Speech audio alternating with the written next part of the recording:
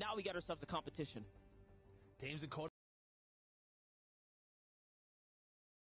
back to back. You can't do it in more dominant fashion than that. We've seen top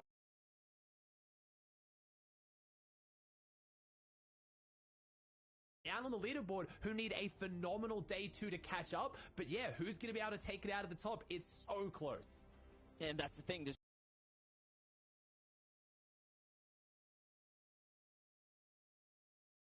clicks there. We talked about how they're all of a sudden uptrending. They pulled in a Victor Royale, had a struggle of a day. I think that was the biggest upset, though, I think, coming into this, because they were a fan favorite for all of us. They were fan favorite for all of us. We also had Zate, Saf, and Stretch. They're coming out of the reboot round. Normally, that's not a team with really high expectations on them, but we know what that storyline is. If you follow NAE's competitive scene at all, you know seeing Zate, Saf, and Stretch in the reboot round at all was a giant upset. They won it. The storyline was there. They switched their drop spot back to the Hydro Dam. They've got their RPG, but they're down on leaderboard right now. They're getting contested, and it's almost like that story we saw during the last FNCS at Doom's Domain. But I don't know, if any team can come back and have a legendary day 2, it's going to be that team. They know how to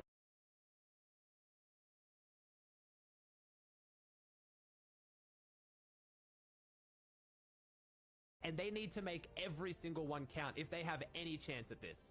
Yeah, and it's their legacy that's on the line here. We're talking about a trio, even as individuals, and their other individual performances have, I believe, finished top 5 in every other grand final or major event. Win through the reboot round was celebrated through the community, because it wouldn't have been a finals for some if they didn't see Zate, Staff, and Stretch make it here. And now they're struggling, so I feel like that continuation. Today's the day where they can do it, though. They're also a team that they're wild card, right? Known to switch up drop spots, known to do things out of the ordinary. So I'm with you on that. I want to see them step up. I want to see them try something different today. Well, that's the thing. When you've got the caliber of NAE's play as well, we've got 12 games on the board. So teams like Zate, who have put up multiple victory hours in FNCS finals before, they need to show up today, but they can really disrupt the storyline for other teams like Day and Miro and Reverse at the top of the leaderboard. It's not just eyes on that top 5. Any team can come out. Tap and Zate, both players who have come top 10 in every FNCS final they've played, they're both outside the top 10 right now. Stretch had to win the reboot round to continue his legacy of making it to every single FNCS final ever. So Stretch continues legacy. He made it here, but Zate could potentially lose this one here. It'll be a massive upset to not see them at least top 10. Exactly just that. We have a lot to look forward to as the battle bus is now starting to kick up. Looks like we're all fueled in, and we're ready to go ahead and hop on over to it. This is going to be game number 7 of 12, and we're going to be kicking it off here, and the world will start to begin to get populated. Other teams to look out for, of course, are our top 3s, Degen, Agers, Skittles. My pick to definitely do something big here. Slacks, Acorn, and Jock, though, the closest contenders for that first place throne, who at the moment is being sat on by the previous FNCS champions of Day, Miro, and Reverse 2K. So, Aussie, we are going to be in for a world of games and potential upsets and heartbreaks. I mean, we really are. If you even look at the leaderboard right now, Slacks, Jack, and Acorn, they're on 147 points. We've got our first place, Day, Mirror, Universe, on 165. Both of them have a victory hour, and both of them have an average placement of exactly 9th. It's the eliminations that separate them right now. Day, Mirror, Universe, average elims of 7.5. Slacks, Jack, Acorn, 6.33. So we had Reese talking about there in the intro, the fact that Miro alone has more eliminations than 30 of the teams competing here today. So that performance right now is what's making the point difference, but that's not a lot. That's not what you want to rest on. You've got another team that's playing as consistently as you into the end game in a very, very placement heavy format. You've got to pick up the pace if you want to hold on to that lead, because it's going to shift instantly here today. Yeah, definitely. And I want to make the comparison of Miro to like Hen's journey from EU. We just watched the EU Grand, the finals play out, right? And watched them take this all away. Hen as well, like really started to find his footing coming into the FNCS Invitationals, coming into these more recent big tournaments of DreamHack and whatnot. It's the same for Miro here. Miro really hit the space hard and running when these solo competitions started to spin up, and it was his solo season. He carried that into trios, and now he's continuing on his legacy here, building the story of Miro, and he's done it in such a short time frame, like such a short window, I feel like, with every tournament. Now, once again, setting the bar for himself higher and higher. Take a look here, though. We have Knight, AV, and Shark here trying to hold down Pleasant Park. They're being contested. We haven't seen them show up as big as we'd like, though. No, they didn't show up in the way that we normally saw. Last FNCS, they were doing phenomenal right up until the finals. The finals was a bit shaky, a little bit unfortunate. They were dropping in that southwestern section of the map, that kind of shantytown logjam area. They decided that wasn't really working for them yesterday, where they were still going, and now they're going to be dropping at Pleasant Park. And we've seen a lot of contention at Pleasant Park across all the regions, but especially NA East. Stronghold. I don't know if they know that maybe there's no team up here or a weaker team based on the battle bus they would have been able to see. I just think they're trying to either get away from Silverback's team or they're just trying to get a little bit of extra loot because they're a man down and they're not looking fantastic. This is the mental reset, right, Monster? You've had a night to sleep on it. You could have VOD reviewed the games. So this first game is massive. How do you change up what happened yesterday? Winning yet again another spawn fight at Steamy Stacks, which means your reach. There is still top 3 on the line here as Xset is going to rotate right up to the stealthy stronghold. When you look at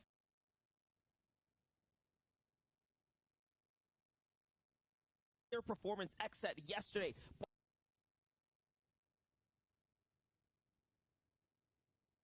up over and over. So I like this idea to rotate out early, look for a different fight, maybe play an ambush strategy, something different, but it's already not working. They're down AV here. They're down a member, and we all know what happens. 2v3s are not easy battles to take by any means. And the team they're pushing as well, Crumble, Nexi, and Mars. Yesterday, they started so strong. They had a 4 elimination 9th place and 8 elimination 3rd place. That saw them, I believe, in 3rd overall after those 2 games. And then everything went downhill, Monster. A 31st place, a 17th, a 32nd, and a 32nd. So in their final 4 games, they got a single placement point. So they need to pick things back up here. They've shown they can do it. They've shown in those first 2 games they have the potential. We've been talking up Mars a lot as a player who just kind of plays the game differently to everyone else. He doesn't play scrims a lot. He plays tournaments and he plays arena. Obviously, if you guys have heard about it, over 300,000 arena points this season. So my man's a grinder, but because of that, he does play a little bit differently, and I want to see what they can bring to the table today, because when they get running, they have the ability to take out victory royales, but right now, the consistency isn't there as we swap over to another team, our 2nd place team, who has had, I would argue, probably the best consistency, not just this weekend, they're in 2nd place, but almost all season. They have been phenomenal.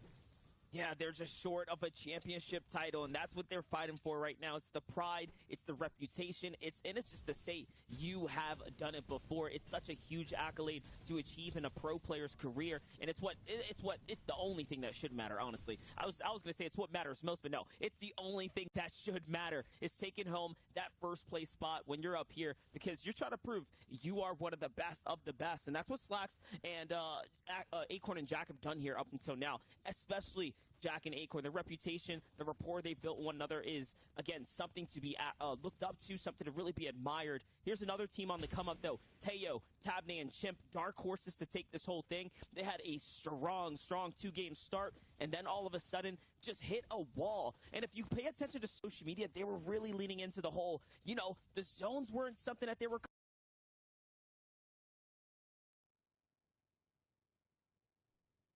that's enough. I don't think that's a good enough excuse for me. I think it's the pressure of our grand finals and these finals type settings, right? It's the final settings here that really make the difference for some of the new players. I agree, it is. You've got to have game plans for every scenario. NA East is kind of always, prided for how good their practice scene is, how many games they run. They usually run 6 to 7 games almost every single day of the week, practicing against each other, using custom lobbies to try and get that practice. And if the zones don't go your way, you should know how to account for that. We've seen phenomenal performances from teams that also didn't get zones. Again, yesterday, Centered Edgy Commandment, perfect timing to shine eyes on them. Their victory royale came from the game when it went far north into Craggy, and they are a Misty Meadows team. So they did the entire map rotate and managed to get the victory out. And look at the loot here. This is a team that's interesting. I'm not going to lie. I haven't forgotten, Vivid's comments there at the start. He was saying his pick's a little bit better than mine. I'm not going to disagree that his pick looks phenomenal. They're very close on the leaderboard, but Commandment, Edgy, and Centered started yesterday getting contested, which threw off their first games a little bit. They got decent points, but I think it really did kind of throw off their momentum. Now they're back to being uncontested. I really think we're going to see phenomenal things from this team, but they need to step up pretty soon. They're in that 5th place slot. They're over a victory royale down on points, or just around a victory royale. So you've got to imagine, even if they get that victory royale, that means Damir and Reverse have to get a 0-point game. So they've got to step up the pace here.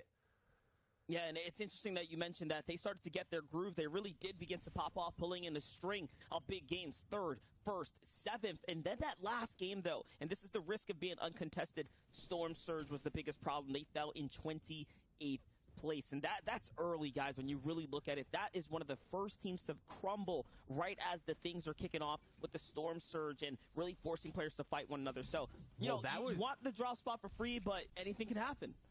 That fight was at the hands of Zate, Saf, and Stretch. Remember, they were getting emotional. They were getting upset. They came out of their drop at Hydro Dam very near Misty, and I think they were just looking for any team to lay the hurt down on. They found Centered, Edgy, Commandment.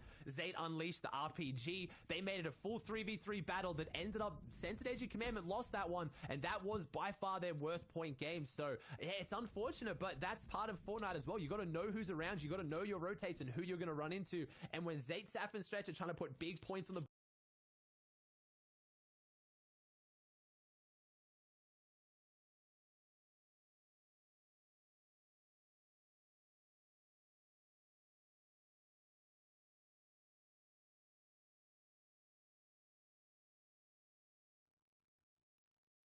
fifth place and a 6th place. We know how close that is to that prestigious top 3 monster. You survive for 10, 15 more seconds. You're picking up 6 points for 3rd and 5 points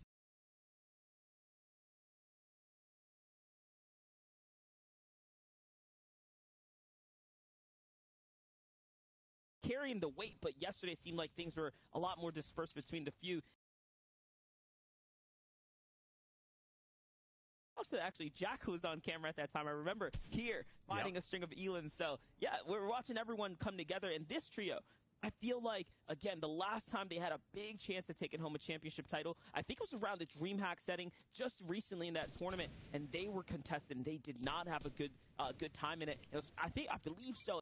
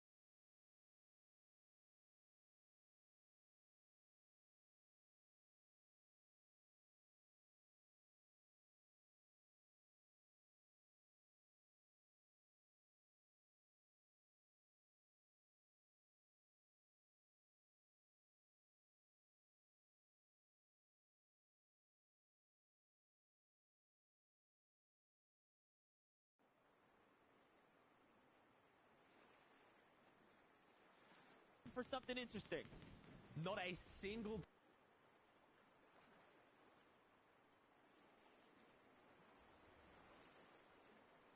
take it, but there's no builds to anchor to Monster, so that's a really, really big investment you have to make. Do we want to be...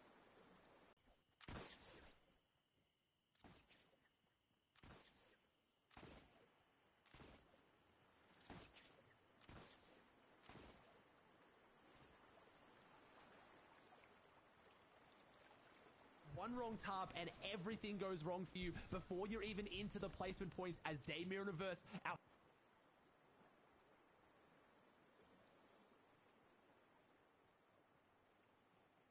They're going to have to go down quickly here to not hold on to their lead, Monster. They are showing phenomenal strength here to come in.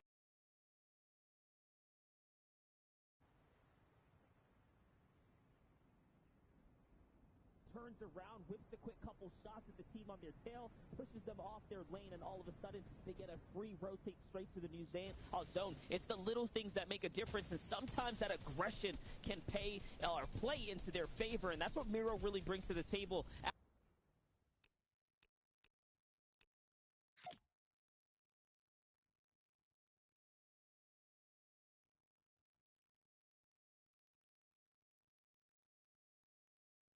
Went down as well there, so they've traded. I think they're out here. Clicks, Bizzle, and Booga in this one. This is what you want to see. Day, though, converting. Looks like those teams clash, so they may have lost Miro in the process, but they've gotten two eliminations out of that. Okay, Miro's back up, so never mind. They're just getting easy eliminations on the low ground, but that's going to be risky now. Have you lost a lot of your meds? Have you lost a lot of your material in that fight? And are you making the late rotate? Never mind. They look completely healthy, Monster. This is scary for every other team in the lobby right now. They are here to play. I was going to say, it also shows that exactly they're here to play. They're not messing up. And even if follow-ups is everything you're looking for in a trio. And on high ground, though, let's talk about it. The legacy that they need to cement some top-type finish here for Zayt, Stretch, and Sap to continue their run of, just performing a top 10 every single time in these big final stages. They have a lot to prove, a lot to put up for.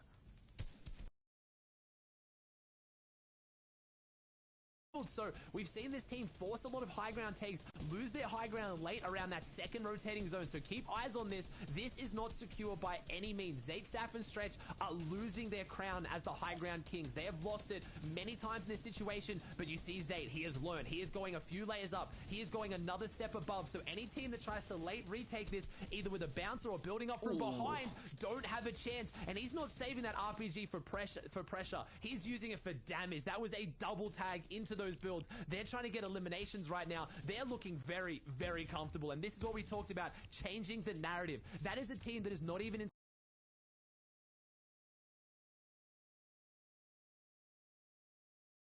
other teams need even more, but Damir in reverse, they have no, it's not even crossing their mind to go for high ground right now, Monster. They are so comfortable down here. No, this is where they want to be. This is where they like to play. It's the mid and the low ground layers. I mean, we've thrown around the low ground king title a few times, right? Over the last couple seasons, we had Xset running it. We have obviously Scented, Commandment, and Crew, but let's not forget, Reverse 2K at the end of the day proved to everyone why they are champions and why respect needs to be put on this trio's name. And you know what? When Reverse is up and leading his team, they will earn more placements. The history shows it. The numbers are there to prove it. And he's up right now, so we can guarantee they're making it all the way through. And we might be looking at a good old 3v3, the best of the height and possibly the best of the low.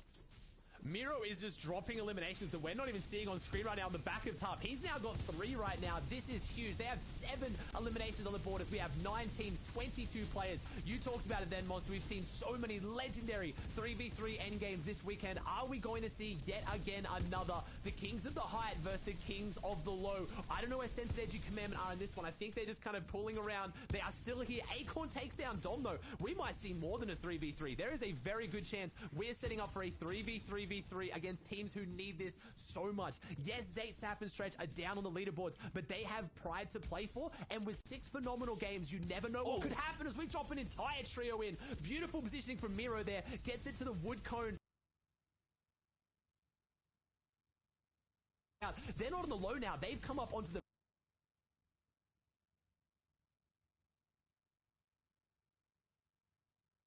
mid-ground because they know there's more players here, Monster. More players, more eliminations.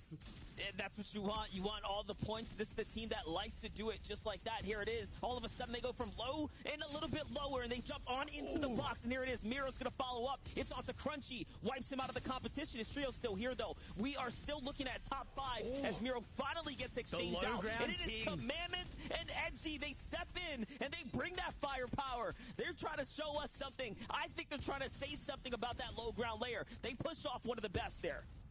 They said, hey, you guys went up on the mid-ground. We hear the commentators talking about it. They're saying you're coming after our title. Now, we're still down here. We're playing the low ground. We have feet on the ground. Gosh. As Scented, Edgy, Jack, Acorn, Slacks go down. They takes down Jack in the feed. Scented converts onto Acorn. We have 3 teams, 8 players alive right now. So it looks like we've got a 3v3v2, reverse 2K and Day. What a phenomenal performance here.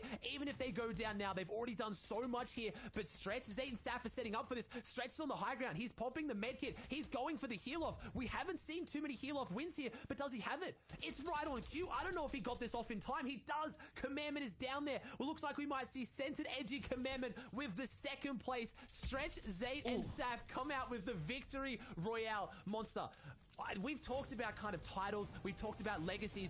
This team has so many Game 1 victory royales. It is insane. I think we saw them do it 3 weeks in a row during the last FNCS. Now they show up here on day 2 game. Yes, they had 14.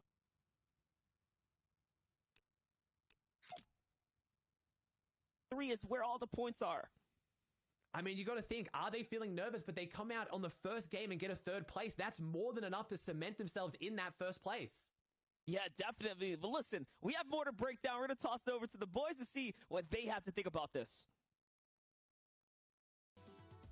About this, MDF, my brother from another mother, I think you just upgraded the mic and you look incredible. Oh, the game. Oh, yeah, my bad. Sorry about that. Game. Absolutely. Yeah, thank you, Vivid. I got you. Absolutely, I'm surprised, right? Especially off the performance coming yesterday. You had Sass, Stretch, and Zayt. They came in with not the greatest of showing, right? This is a trio that came in from the Reboot Round. And today they're saying, look, yesterday didn't even matter. Let's just pretend it never happened. Because today, we're making our mark. Yeah, you know, and Zayt, Stretch have the record for the highest amount of first game wins in any tournament. They didn't get that today, but you know what? Day 2, technically, you know, it's a game 1 of some sorts, but you know, going in, we want to kind of check out of our top teams going into the day. You know, the top 3 teams we had. In 3rd place at the start of the day, we had Skills, DGen, and Agers. This game, you know, started off reasonably strong. It wasn't an amazing game. It wasn't a kind of shambles game for them. 9th place, picking up plenty of placement points here. They're also managing to get 5 eliminations throughout the entire game, so pretty strong start for this team. Like I said, not that top 3 with a big placement, but a reasonably okay game to keep them moving in that top slot. Yeah, and I wanted to, you know, okay, well, there you go. Nice shot coming out of whoever just hit that on the DJ there. Something that I want to talk about real quick, though, is that Zayt, Saf, and Stretch, you know, they got the victory out there, but looking over here, Commandment, Scented, and Edgy actually ended up getting 9 more points than them in that game, so, you know, the elims have been flowing in for them. Yeah, you know, Slacks, Acorn, and Jack came into the day 2nd.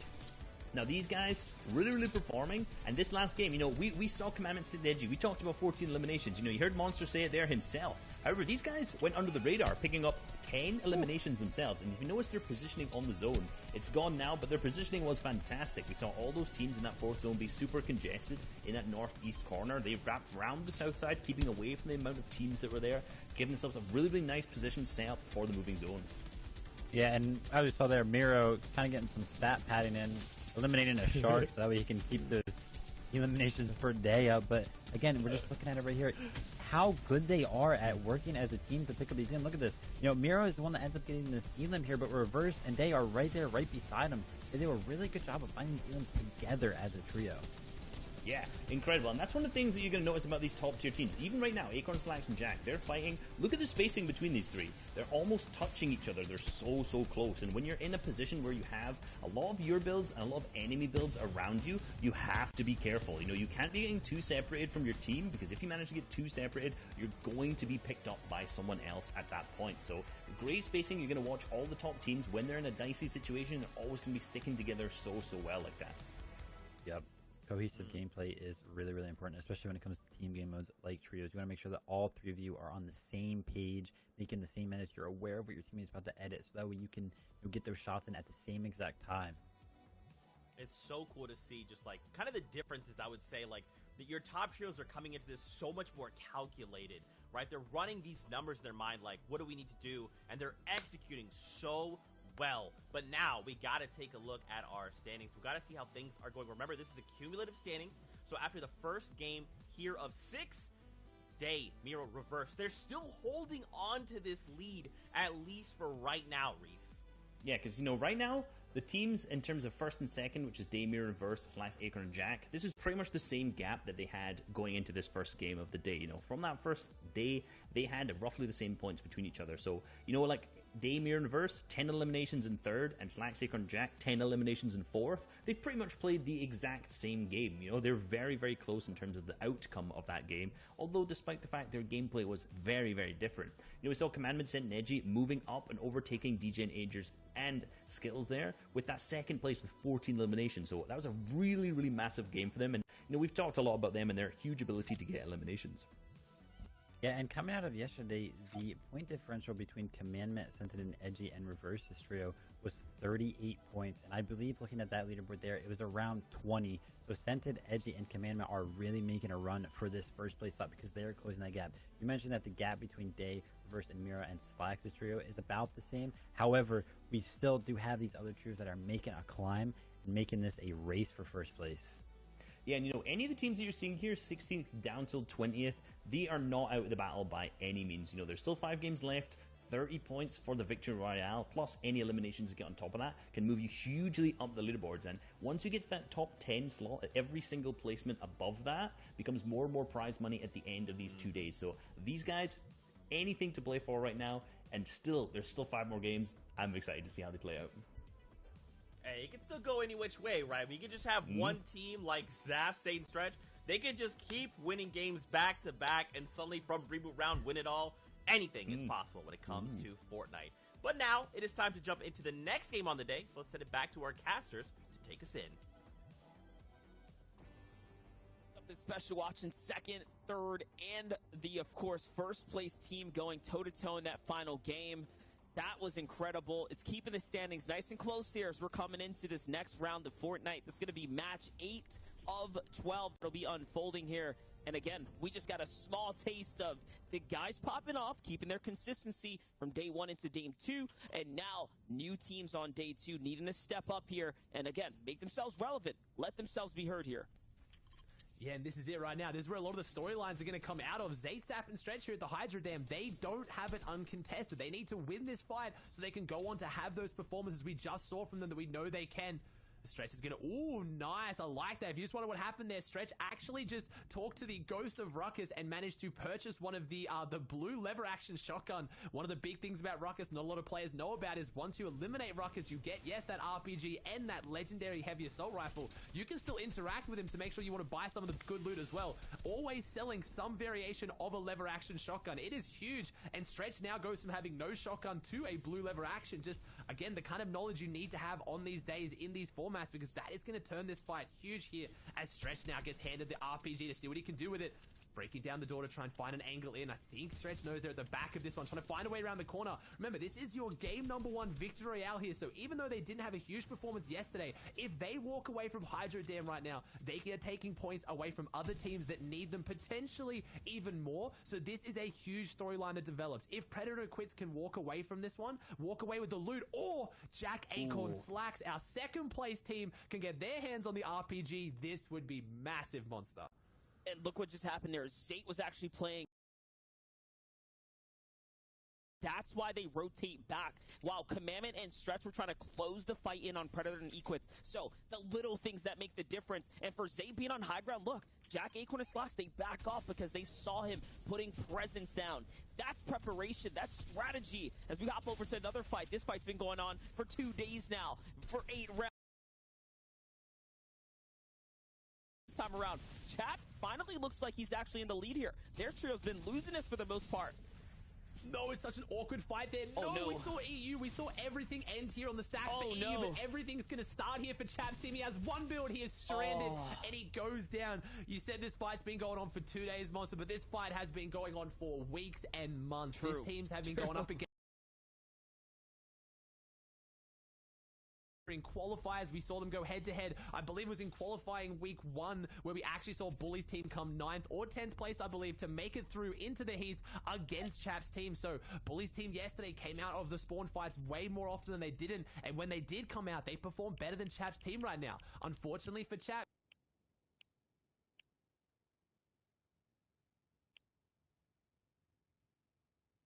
they can come back in any real way, Monster, but I talked about it. That is one of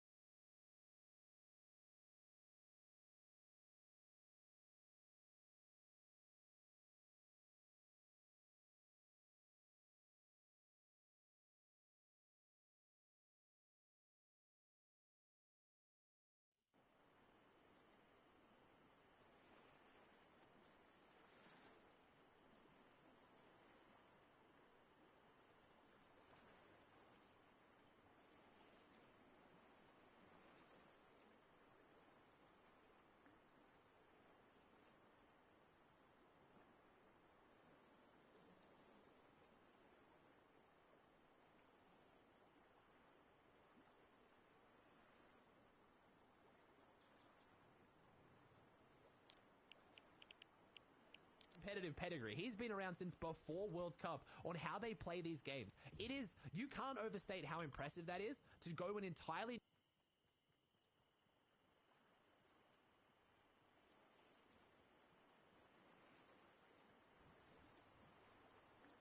He won that big 80,000 back then, and prizing. I got him on the podcast. We actually interviewed him. It was awesome, dude. Super humble, really getting to see his perspective. His journey has been incredible, and he was counted out of the community for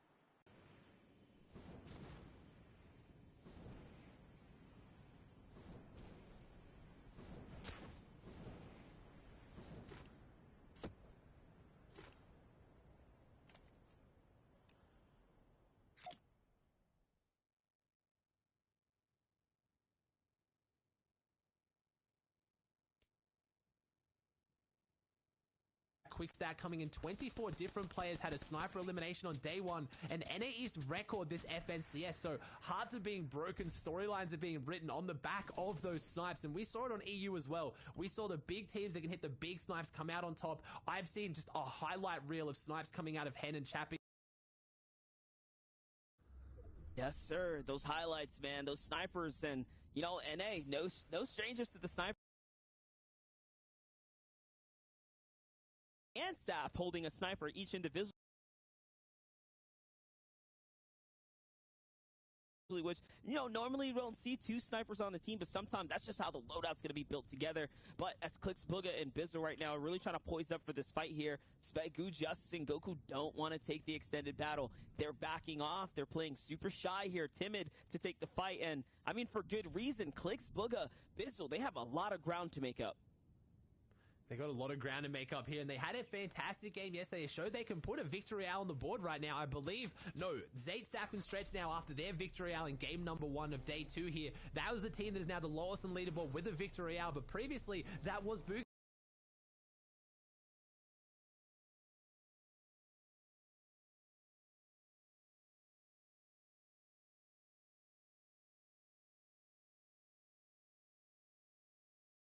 They're in 8th place.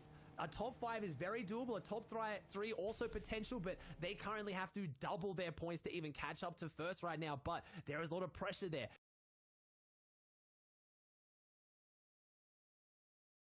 Us as an analyst pick them as our favorites because we know that whatever it is about finals, something just always comes unstuck, and they need to rewrite that story here today. It's their last chance this season. Ooh, look at this though.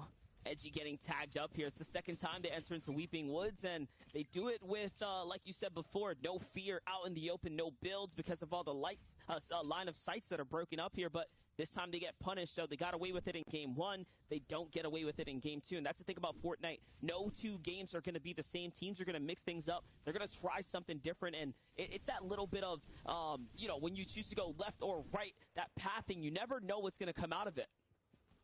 Never know what's going to come out of it as well, and this is what we're going to see. A lot of teams that are lower down the leaderboard changing things up massively for the top. We're just talking about snipers there as well, Monster. I wanted to point out as well, I was, you know, taking some digs at Vivid saying what happened to Kanata, Macwood, and Bucky this game. Actually, Macwood and Kanata both got headshot sniped within 10 seconds of each other last game, so not a way you want to start off your I want to say your tournament. It is obviously the same continuation, but as we saw from Zayt, Sap, and Stretch there, a lot of those storylines about teams that come out with big momentum do carry over here. It is the same tournament, but it's a new day. You've had time to mentally reset, and some players come out on top out of that, some players don't, and that is such a rough start for Kanata's team.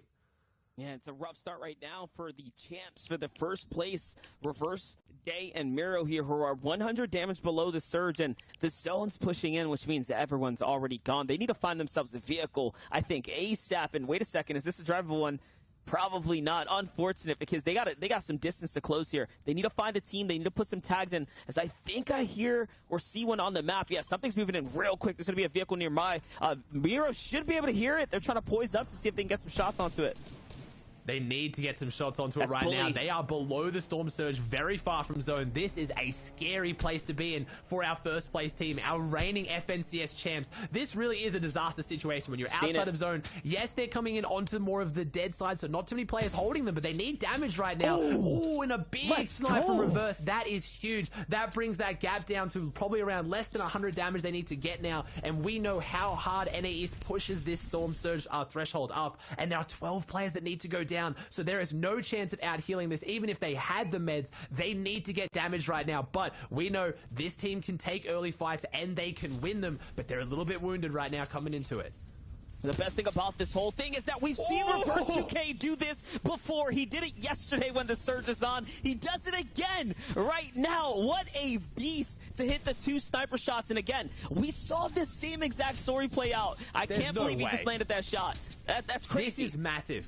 We're just telling the story of how Reverse 2K needs to get more credit on this team for what he brings to this team. He has just saved them. He has just opened up the possibility now for them to take this fight, get this loot, and get them out of Storm Surge. If he does not hit that headshot snipe or that body snipe, they are below Storm Surge with 12 players happy to go down in a really rough spot. He has completely saved this game here. Any points they get from now on, I'm going to put it down to Reverse 2K here. That was phenomenal. Yeah, no.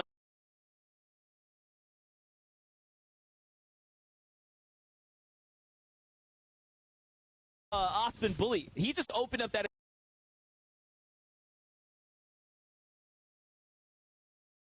in a bit of a scramble. They're still trying to understand the situation. Os team opens up the wall. He gets punished for it. Oh.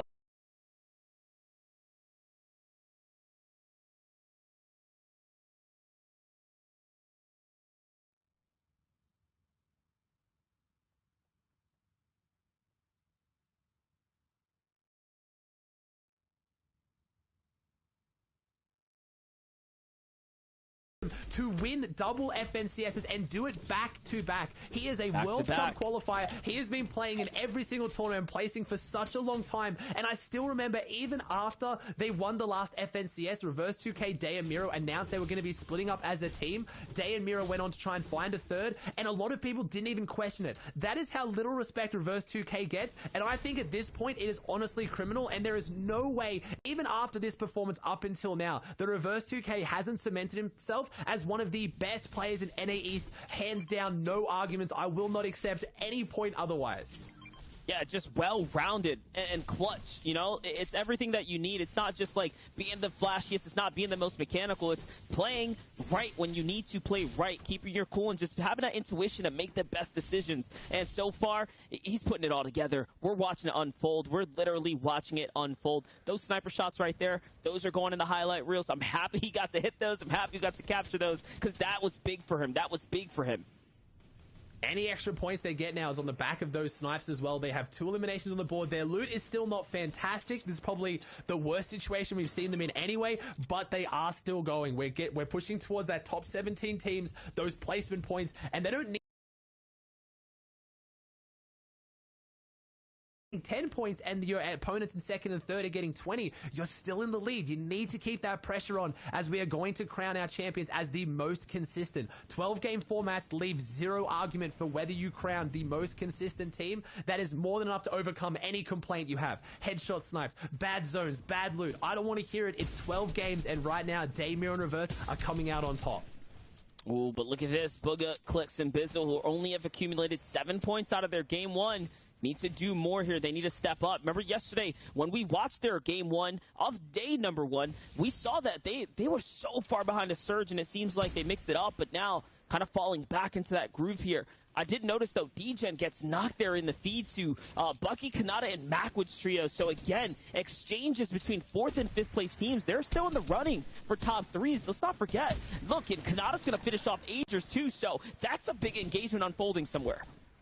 Yeah, that is looking very, very unfortunate for our 4th place team, and that's what these 12-game formats allow, and that's what Trios allows as well, that you're going to see the top-tier teams run into each other a lot because they are consistently making these endgames. I mean, what a legendary finish for EU. You had 3 of the teams up there right at the very end. You had the 1st place team take out the Game 12 Victory Royale, and that's no coincidence. Thomas HD's team in 3rd place just went down because they were so close to the endgame, because these are the consistent teams, and they're going to keep running into each other. Unfortunately, that early game fight from Zayt, Saf, and Stretch has left them a little bit shambles monster, and this is the team that managed to get the Victory Royale last game. This is not a Victory Royale loadout. Yeah, it's not, but we know what happens when they don't have the loadout to win the game. They take the fight, and that's what they're trying to do right now. They're going to hound any trio that they can and try to optimize, I should say capitalize on some of the distraction here. Surge being a big issue right now, and I'm assuming they're going to want to throw themselves in the mix here and look for a box fight. Not for the Surge, but just to force in other teams to bring the focus so they can find themselves an impact elimination. Here it is. Saf goes for the wall. He grabs it. The Dragon's Breath comes out, and someone eats it right there, and that's the quick finish. Out comes the RPG, and they're lighting things on fire physically and literally right here inside the box. And they've gotten their loot, they've gotten their surge, they've lost Saf in the process. Unfortunately, it was Gabe, Tahi, and Sprite. They managed to push on in, but Commandment Sense and Edgy are here. They want to try and get something out of this. They want to get some of the loot, they want to get some of the damage, and potentially some elimination points as well, as Commandment just charged straight into that one. There was no hesitation on that one, as Stretch now gets a big pot out of it. They get their damage, but I was going to say, Zayd and Saf built up a reputation for being one of the best duos and players in the world at playing from shambles, going all the way back to World Cup, but they are very, very down bad right now. Yeah, but look, they get the half in, half out zone. This could be just enough for them to maintain Think about it. High ground with the two-man team is not too bad when you pull half in and you have a little bit of loot to play off of. This could be the saving factor that at least opens up a chain of points for them to break them into top 10, and that would be one of the biggest comeback stories that we can actually ask for. If we could potentially see a back-to-back here, who knows? I mean, I was about to say they also just got half zone on high ground, but we know they don't have the loadout to hold it. But do other players know they might be able to sit up there for a little while? As I see Zate go down in the feed, though, Miro onto Riversun. I think I saw reverse 2K go down as well. So fights are breaking out. Miro takes down Riversun. Rise takes down Lazar from Riversun's team. So there are a few trios right now clashing somewhere on this map, and it is involving our first place team as Jack in our second place team goes down. Macwood top 5 goes down. The top teams are falling, but at the same time, they still have teammates up. Commandment takes down Jack, so this is massive right now, Monsters. All the big names are here, and they're all getting involved. Yeah, these top 5 teams are literally clashing with one another, and honestly, this is great for everyone else inside the top 10. But the fact that Reverse 2K and Miro, hey, they're still alive, they're still healthy, they're operating in the mix somewhere, they're not being targeted or put out, and for that reason, they're going to be able to break away here. So we do have to be careful with how good, how consistent Miro is. Miro does fall. So, as I mentioned that, now that means the entire top 5 standings is starting to break open. And that's what these teams need. We are now inside top 17. This is where each placement point is going to go out for every single team that goes down. Thank you for running the graphic as well. As you can see, 17th to 4th place will get you 1 point for every team that goes down. Third is that huge 6-point jump. Then you get an extra 5 for Day 2. They got the game number 1 victory out. There's no Saf. They don't have the loadout for this, but honestly, I feel like this is the ultimate bluff, right? How does anyone else in this lobby know that they don't have this? The longer they can stay up there and the longer they can make it look like they're a full trio of dominant players, people will not look to go for it, and they can secure more and more placement. This is a beautiful strategy, but it's such an alpha move, right? It's such a Zate move to try to hold high ground as a duo when you already didn't have the loot to do it as a trio. Zate doesn't even have shield, Monster. Yeah, no, they don't have anything, and I'm assuming the knock came from a sniper shot, too, just over peeking, looking for anything. They have just enough... Oh, wait, they almost get disconnected there. Okay, so some people have their eyes on height. They have to be extremely careful here. It's all about sitting aboard the information station here. They need to be hyper aware of all the other trios and what they're trying to do here. And look at that. Stretch is actually going to hit the boogie down. He's going to try and cut across. Okay, they're going to reposition up, and that means they're situated here. But... those white tags, oh, yup. Of course players are going to be looking up. I think they just invested everything they had into it. Honestly, it might look like an interesting play, but it's one they had to make as it's Creo, Avery, and Illis who are going to try and take this high ground. But Creo was taken incredibly low. Illis going for the high ground. We haven't seen this team really... the mid-ground layers, a centered edgy Commandment on the mid-ground trying to make their way to that ultimate low front side that we know they love so much. If they can get a zone that goes back across, they need to get back to the front side and get onto that low ground, but centered says no. I got the big dragon shotgun. It works just as well on the mid-ground as the low ground, as this team trying to make their way around. Edgy is very, very weak right now, and Creo, Avery, and Illis, they've been around that point of contention. They're in 6th place right now, Monster. A victory out would really put them in the conversation. Yeah, definitely, but our 2nd and 3rd place teams are still here. Where is Reverse 2K? We know Miro's down. They might not be in here, so I think 1st place is absolutely up for grabs right now. The fact that Kanata, Macwood, and Bucky have made it this far as well. They were in top 5 right before this, and they are not even baiting. I thought for a second they were trying to bait some heals here, but no, he's just looking for an elim, trying to find something to open up here.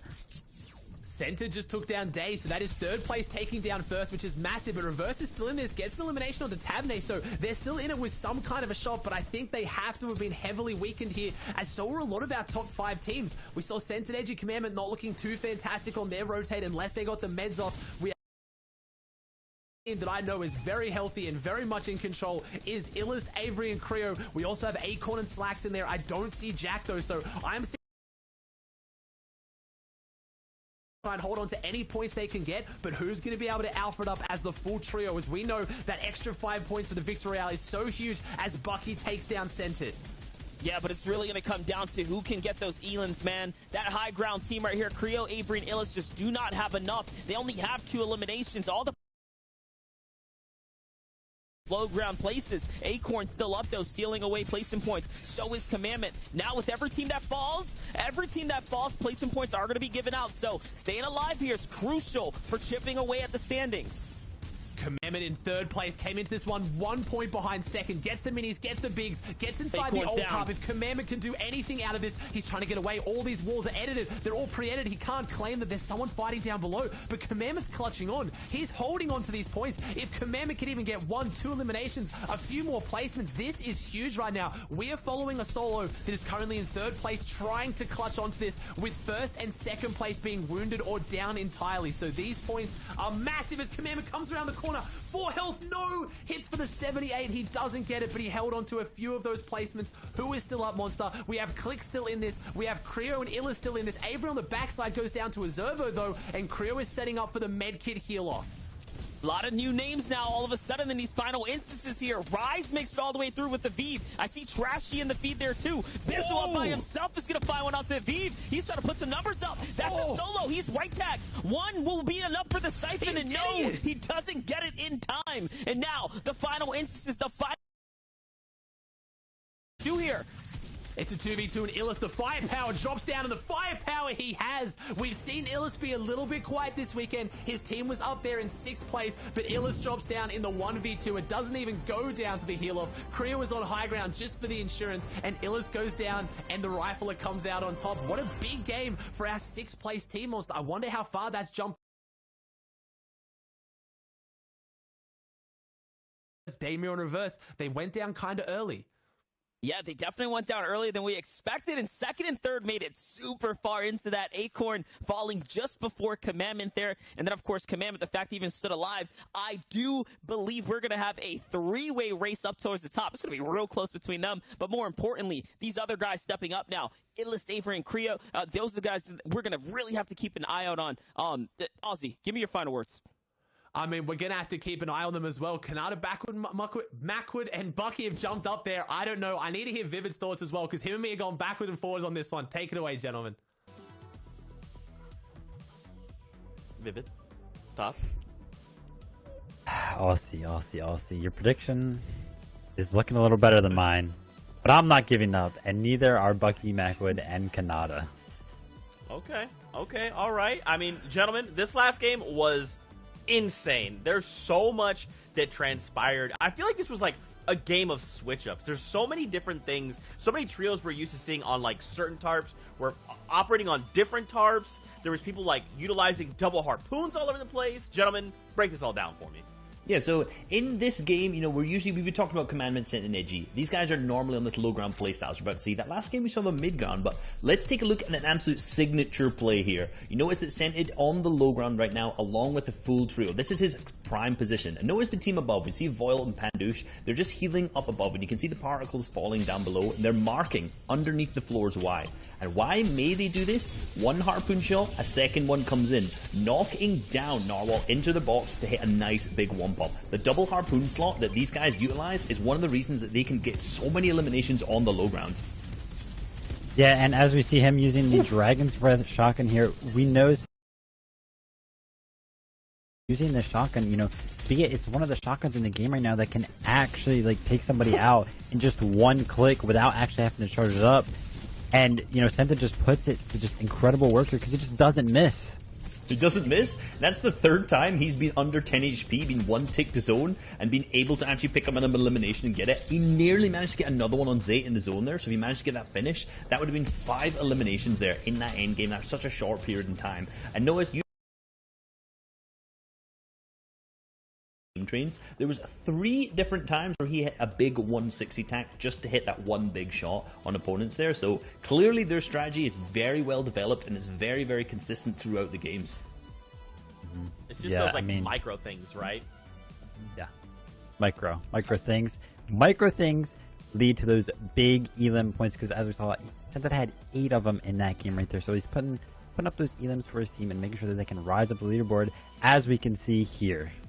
Wow, I actually thought, I'm not gonna lie, I thought Commandment, Scent, and Edgy would have closed the gap a little bit more over Damir and Reverse there. You know, it seemed like they were gonna take it off, but I guess at that point, Commandment, Scent, and Edgy in that most previous game, you know, we saw Commandment clutch up, he ended up 7th, But, they didn't manage to get as many eliminations, 5. Still absolutely commendable, no doubt. But Dade, Miro, and Reverse, we saw them go down earlier on 13th. So they got 3 eliminations, so still managed to claim some points. And that's one of the benefits of being a team who has such high potential for eliminations, is that even if you don't go down, with the best placement, 13th isn't, an amazing placement, you're still going to get some eliminations, which means you're going to get those good points coming through regardless. Yeah, between yesterday and today, Bucky, Kanata, and Macwood have picked up only 12 points over the games that we've seen today, so they are not, performing as well as they should be. They're a lot better than that, and that's why they're my prediction. So hopefully in these last games, they can pick it up and make a race for that #1 spot, so that way, I don't have to listen to Aussie talk all this,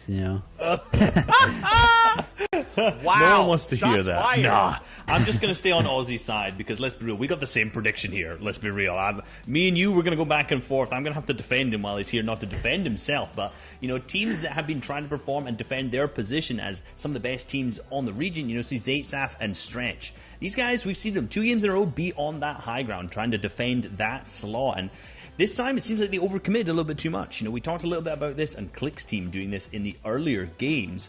However, at this point, they committed way too much before that. But at the same time, they're playing this one game style that they have, and hopefully they have a plan. Yeah, it's promising in terms of their end game play, right? They're finding higher ground right now, a lot more than they were yesterday and throughout the weeks that we saw them in. But they're having a lot of trouble off spawn, and the off spawn troubles are causing them to be shambles in that mid game area. As we saw Zay on the broadcast there, he was in a bush with no shield in the mid game, just trying to hide, and ended up bleeding. So that way they had to push a fight and ended up losing one of them, and only were a duo night. Well, you know what? This seems like a Vivid versus recent Aussie. So Aussie, how do you feel about this coming into this next game? Fantastic about it personally. My team's popping off right now. Centered, Edgy, Commandment, they're closing that gap. The gap is being brought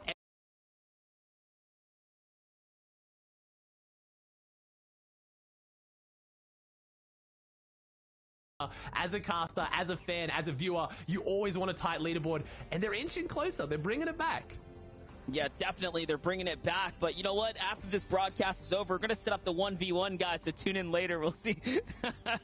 We'll see Aussie versus Vivid. We'll have some fun with that one. I mean, come on. There's no way you're teaming me up against the analyst that we brought on from competitive Fortnite. This man has won tournaments before. I've played in tournaments. I've placed in a fair share of my own. Hey, they look, may have we're been going to put Marvel them on Knockout. OC. They may have been against...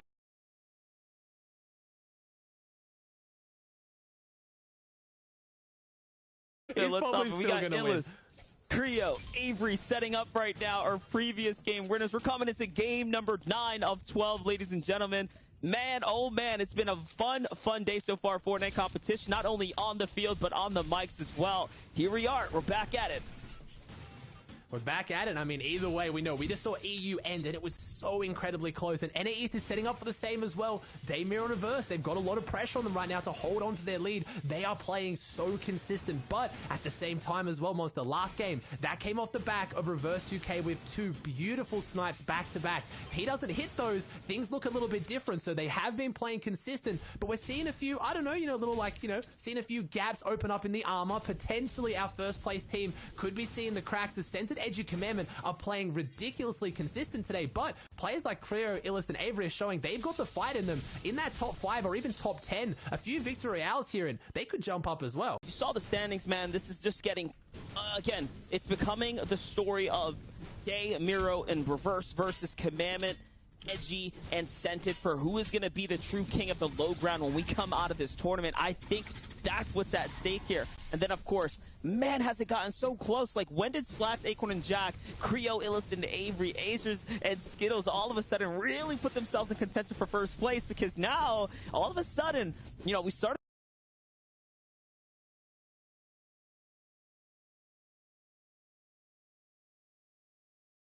as Clicks hops up too.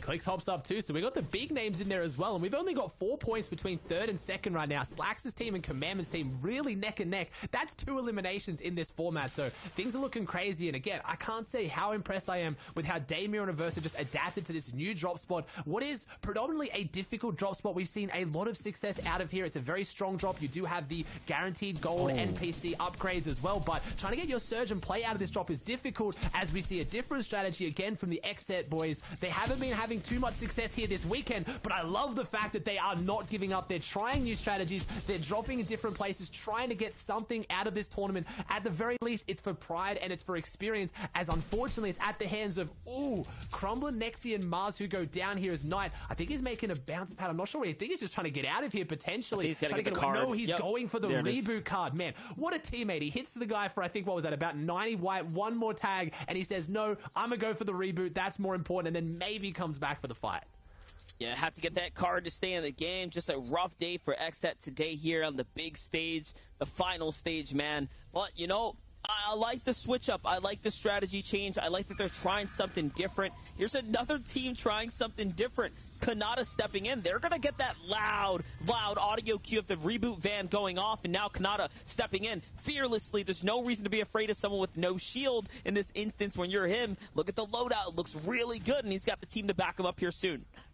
The team's coming in. Kanata's kind of led the charge this one, so he's just got to make sure I like this. Kanata's not getting too aggressive, but definitely wants to take this fight, and this is big. Remember, this is our 6th place team right now. This is a fight that Vivid's going to have keen eyes on to see if they can manage to close this one out. But different teams. We have Crumble down, very low hiding. We have Mars with no shield, and then Knight nice and healthy in this one. Knight got the reboot cards, but unfortunately, those reboot vans have a cooldown timer on them. He's not going to be able to use that for a little while, so unless Knight can try to hide and avoid this one, Bucky's actually pushed up and engaged on a different team. They wanted to push the team with the reboot, and now they know. Bucky, Kanata, Mac would have probably figuring out what's going on. They heard a reboot van go off, which means teammates, and Knight was an instant finish. That wasn't a down. So there are more players here, and they're trying to find them as Mars is hiding out inside the ruins, as I'm pretty sure we also had Crumble hiding somewhere here as well. Yeah, but they might be in for a big surprise here. Goku's already set up on the fortress on the side. Spetgoo is inside here looking for the face-to-face clash, and no, I think they might have seen what was happening. They're going to bounce back together and get with one another. It's going to be an intuition play, but it's the right play to make, is to stay with one another, because there's so much danger nearby and they don't even realize it yet. I was talking about how Dirty Docks can be a difficult drop as far as getting Storm Surge. It's on the coastline, it's on the edge of the map, it's tucked in behind those craggy cliffs. Hen's team proving that it's a first place drop, but Macwood, Kanata, and Bucky have pushed out early to get their Storm Surge, to get their damage, because they get a zone. This first zone now is far more north than what we've seen so far here today, so maybe take these fights, get a little bit of this extra loot, and then go back into craggy. I'm not sure, but either way, from looking, I don't know if they took their time to loot the whole area, or if they're changing up the script here, changing up the game plan, and going for a lot more aggressive early pushes. Yeah, I think it's just all about timing, right? Having the rare loadout is probably good enough. I mean, definitely good enough when you just got the shotgun and you're going to play the chest-to-chest fight. Here it is. Macro grabs the wall. That's huge. 2 big tags here to really crack things open for him, and he's going to have to pause and get the heal on, but Bucky and Kanata are not going to give it up. They're stepping in and trying to finish up what he started, and now, again, they single out this opponent. They're doing a good job hunting them down right now, singling them out, and look at that. They got the wall. They have the placement. This is the pressure here. They just have to close out now. Kanata's taken down Goku there. They're going to get the finish on the low ground, and this is big for this team. It's big points, it's big Storm Surge, and it's big loot, as Macwood has the precise aim there. They now close this one out. Stealthy Stronghold belongs to them at this point, and like I said, if they've left a bit of loot behind, they can go back. They have everything they need now to play into this mid and end game. They're above on the Surge, and like I said, game 1, really, you want to say it didn't go their way, but it was on the back of 2 headshot snipes. That's not going to happen every time, so that's a team that we can't count out of this one. Coming into these games, they were one of the favorites for me as well. As much as I'm having fun, you know, having this friendly competition with Vivid, they are favorites to do well here today. Here it is, my team, Centered Edgy Commandment, looking fantastic out of their uncontested Misty Meadows. But do they have the Storm Surge? I'm seeing no eliminations. I'm seeing an early rotate monster. Pressure could be there. Yeah, they've been really depending on the fights here in Weeping, and honestly, with them not having any elims already, is probably proof that they don't have much surge here. Take a look at the quick stats. Scented and Edgy are the only players with top 3 FNCS finishes in multiple regions. The only ones to do that across multiple regions. That's because people forget they came from the West region. They came from the West, coming from a smaller region myself. I always hear that conversation. Do you think the top players can perform if they go to the big regions like NA East and EU? I mean, Edgy and Center did it so well that people just forgot they were West players. They came over and they absolutely dominated. So it's fantastic to see, especially when they link up with Commandment, who's a player who's been around that as well, doing absolutely phenomenal things. And this team's got a big history. Obviously, we have Center now recently signing to FaZe, one of their biggest competitive signings recently, other than I would guess maybe King. But it's going to be interesting to see whether they can close this out. They came second place last FNCS, remember, and they're currently teed up right now in second place. Our leaderboard is a mirror of what it was last FNCS for the first and second place.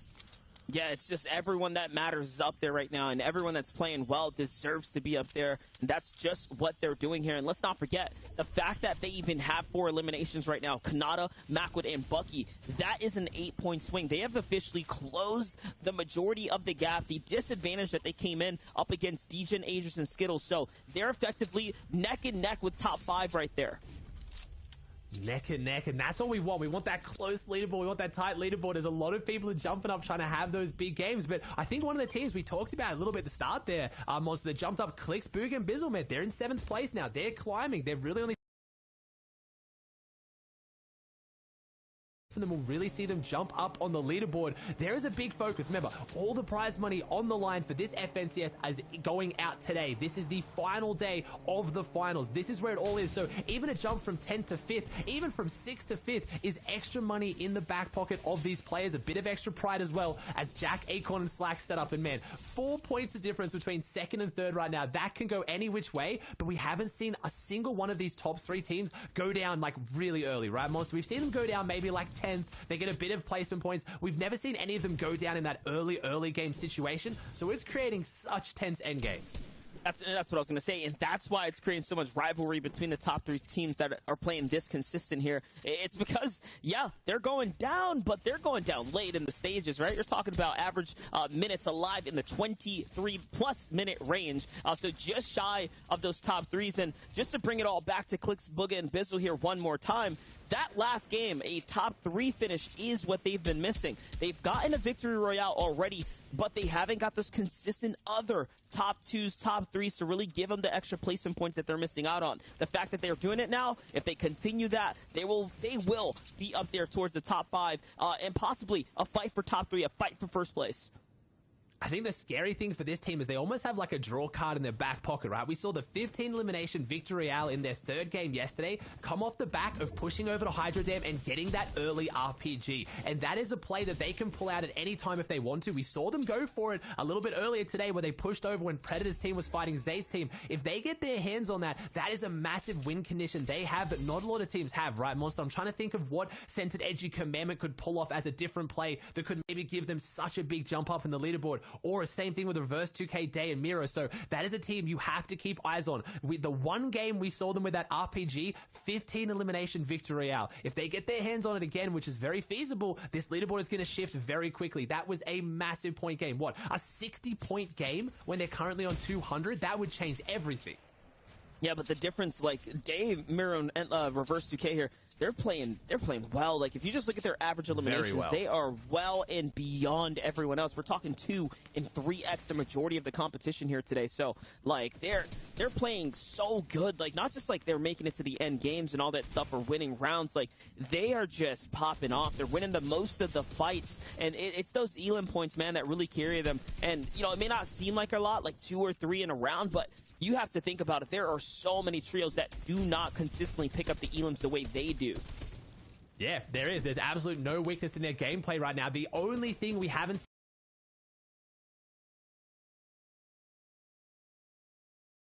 tournament, we've seen everything else. Their mid game and their end game is phenomenal. I don't think we've seen them lose a mid game at all this entire weekend, Monster. That is a ridiculous reputation to have, especially for a team that's not avoiding the mid game fights. They set up literally on top of them or next to them and take the fights for those extra Average time alive, because it's such a big stat here. Their average time alive is basically every end game. Like 24 minutes is every end game. Like that is how average they are. Like they are just there every single time. So yeah, they're not falling in the mid game. They don't have any plan to. And these fights right here, these are the ones that are the riskiest to take, but you need to for the surge. And that's why we're seeing these big teams clash right now. 14 players need to go down. This is going to mean everything for Squish, Not Panda, and Stow here. They're going to find what they need. Couple tags through the window. That was cheeky, but oh my, the Dragon's Breath, the quick drop kick from behind, and he gets put out the game. And Cads Riverside on the Zara, team that had a lot of promise coming into this one. They're a bit further down the leaderboard right now, going to a new drop. And like I've been talking about, all praise to Reverse 2K. New drops are difficult. I would say Riverside in my puts a lot of preparation into where they're dropping, where they're going to get their surge, how they're going to rotate. They didn't have the early games at Lazy Lake because Creo's team obviously qualified. They said, hey, we're going to go over, we're going to go to Hunter's Haven. They just haven't quite had the success as this is a team, interestingly, Monster, we saw really popping off early yesterday. Zypher, Nut, and Twexy, but unfortunately falling really short here on day number 2. Their last few games, 22nd place, 27th place, 22nd, 26th, 25th. When their first 3 games was a 3rd place, 6th place, and 9th, something has come unstuck here. Yeah, it's night and day for the performances, and, you know, who knows what it is, right? We just have to...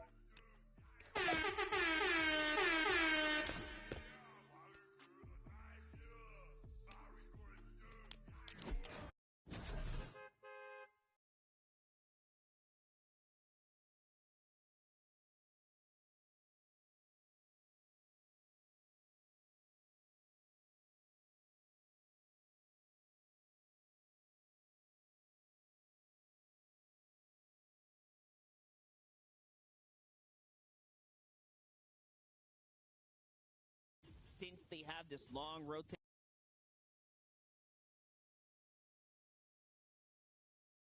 is going to be an uphill battle for them, and you know, that nice sweet...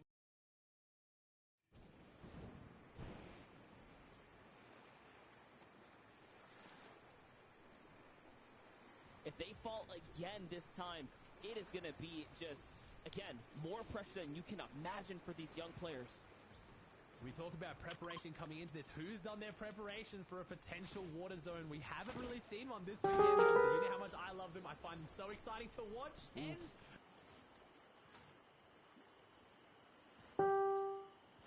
the reason why we say this is now there is only about half the area of the next zone the players are going to set up on. They're all going to aim for that beach. They're all going to pile on top of each other because no one wants to base up on the water. And if the zone then goes north and it goes across that water, you're in for a fantastic spectacle. But we get excited for us. As a player though, you are dreading this end game. Yeah, I was going to...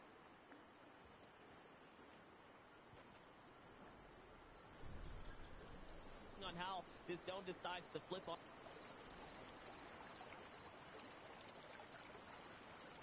That's and Twexy's team, Zypha back there. We saw them get sniped once, but they get picked up as Chap, who made it out of the drop spot, does end up falling there. Threats end up falling there. There goes Trashy. He's down now as well, so...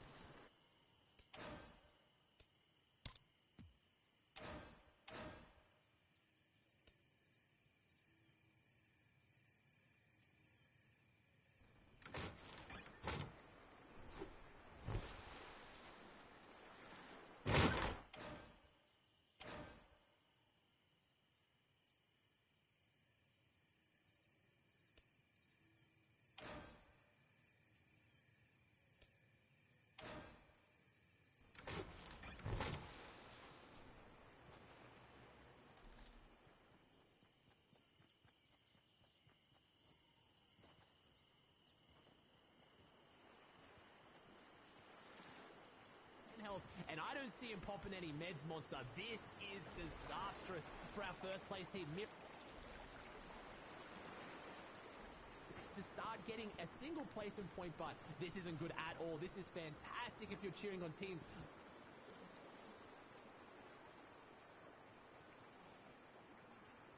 Just got an elimination, and this is their chance to close the gap. This is what we want to see as spectators, though, Monster. Oh, yeah, this is exactly what we want, man. We're going to see the race for the finish here. And, you know, as every game that goes on, the closer and closer it becomes, the more, you know, these other teams get to really hop up and capitalize on the missing first, second, and third place teams in the conversation here. It's going to be a far draw as well. You can assume it's about as over as it can be for Versuke and Miro. I mean, they're going to need a miracle here at this point. 57 above as well. Only 5 players have to go down, though, so I don't think Storm Surge is going to be the issue, but that is a long rotate when you are single tags right now. I think they're literally swapping weapons because Miro's weapon, his epic assault rifle, has no bullets in the chamber. Reverse 2K's rare assault rifle does, so they're swapping hands so Miro, who is on 70 health, can have the best loadout because he is the healthiest player of that duo. That says everything you need to know for our first place team. You have to imagine it would be a monumental effort to even get a single more point out of this game. So Jack, Acorn, and Slacks in 3rd place. Commandment Censored Edgy in 2nd place. This is your chance. This is your time to step up. Are you going to make it count, or are you going to go down early as well? I'm selling them out short, though. Reverse 2K might be able to pull something out of this. I mean, I believe it. I did see an airdrop land right above them. I'm seeing all the crosshairs make it across the water as well, so they might actually get across here. We might have counted them out a little too early. We'll see as, oh, there it is. Miro does get knocked, but it is only a knock, so Reverse 2K is somewhere in this game. Who knows, right? Who really knows? Oh, Never mind. Polarize and Snake over. capitalize onto both. They go down, but what an unfortunate game. But they win this game with a 15-point lead. They have to see if that holds as Stretch, Sap, and Zate take the high ground.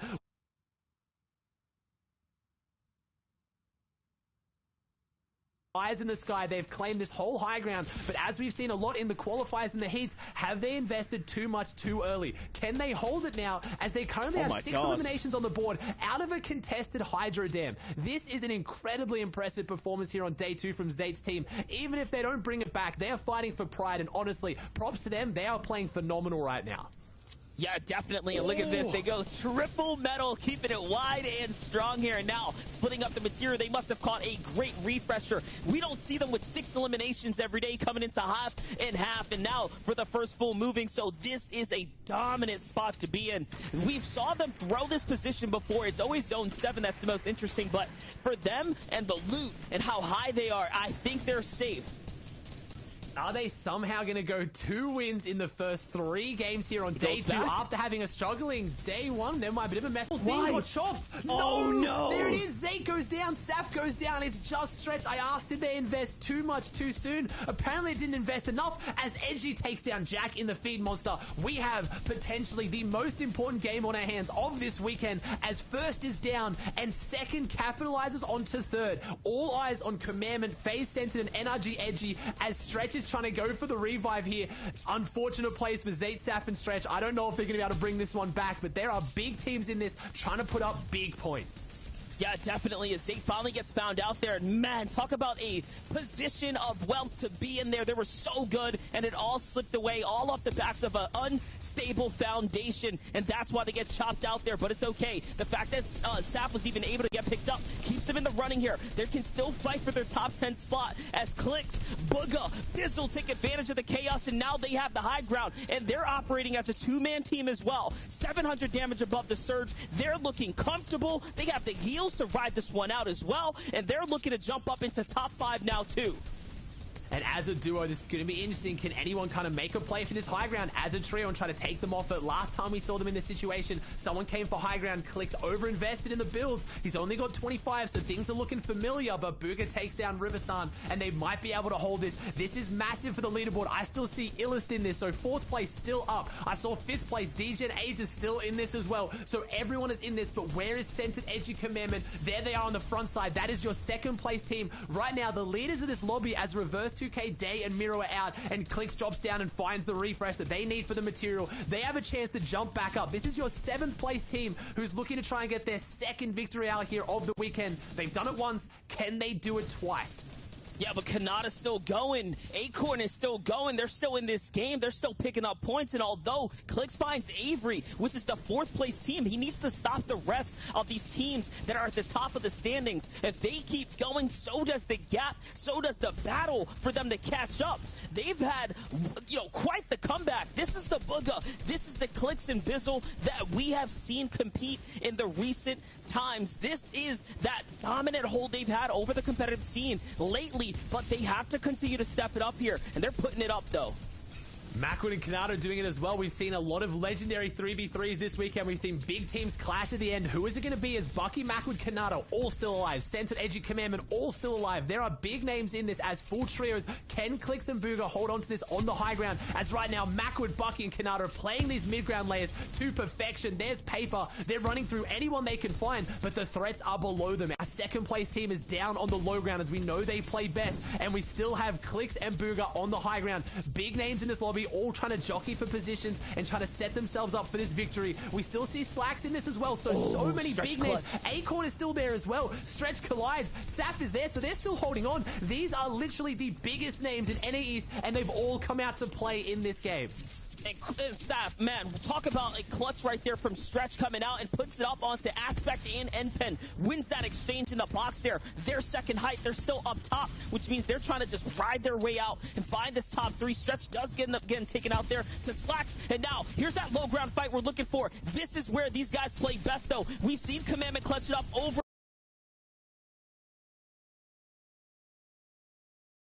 He's here to use it. It's a huge one, and Commandment has been putting up highlights after highlights all day long.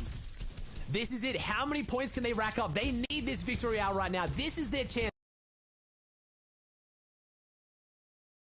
He's put out so much damage this weekend. Honestly, Commandment, you are one of the best in the game to do it. Sentinel drops back for the heal off. Booga goes for the heal off. It is Sentinel's Booga versus FaZe Centered. Who has more meds? I have to think it might be Booga at this point. He gets the refresh, but he's looking for it. He's starting to feel a bit nervous. He's not as comfortable, and no, Centered doesn't have the meds. It goes to a heal off, but what a performance from our 2nd place team, getting the 10 elimination 2nd, but it's all about our World Cup solo champion Booga hitting the dance at the end with a victory out. Monster, we have an absolute tournament on our hands.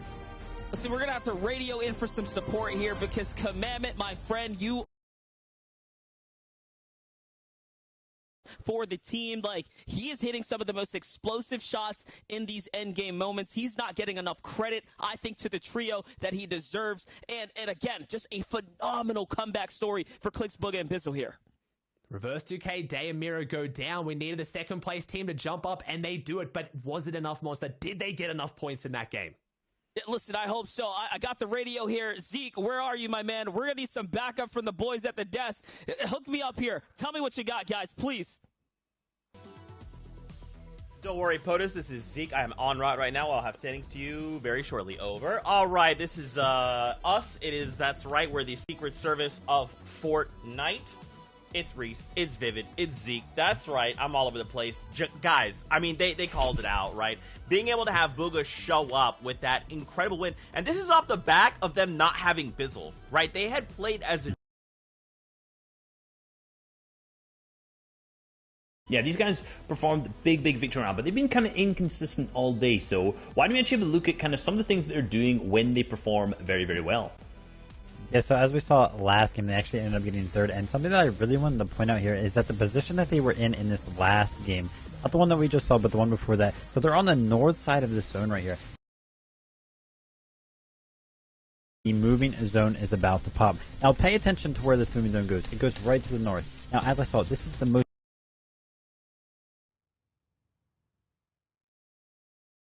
You as a trio may want to like immediately start and build towards, where that moving zone went. However, if we look at them, they actually ended up staying behind. They ended up staying in this position and did not move a single bit here.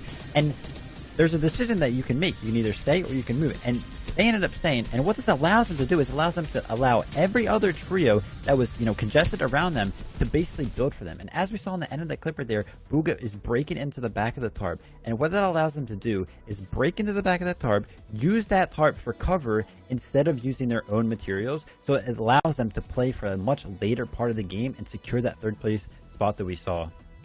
Yeah, and we saw in previous other games, we saw them kind of go for that hype play when it wasn't really required. And this time, this is exactly what they've done when they didn't do that, right? Rather than going for the hype play, they went for a play where they kept them on that mid-ground layer, using those old builds and stayed through. And the game we've just watched was massive from them as well, picking up the big victory, which has moved them up to 5th.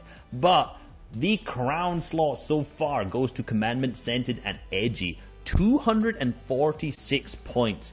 After that massive last game where they got 10 eliminations, that was a 45-point total, that has thrown them up into the first place slot. And Slacks, Acorn, and Jack have also managed to overtake Daymere and Reverse here. We saw Daymere and Reverse, we clipped over them in that third zone at that point, and it wasn't looking good for them. We saw Reverse 5 HP, Miro with no AR ammo at all, and wow, obviously they're early in mid-game before that, it was a little bit of shambles, the plan didn't work out so much, and this day, they've kind of slowed down a little bit coming into the second day from their absolutely dominant start in day 1, so there's still 3 games left, plenty of games left, they can definitely kind of catch up and try and get back into that first place slot again.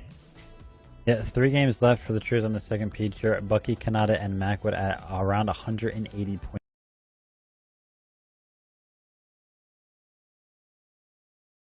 Games and hopefully get a victory out because they actually don't have any yet. And another trio that we saw in the highlight there was Zayt, Sap, and Stretch. They had height for the 3rd time just today alone, and they are they're coming up the leaderboards again because they weren't doing so hot after yesterday, but they are making a statement here today saying that hey, we can come back and we will make a run for at least top 5.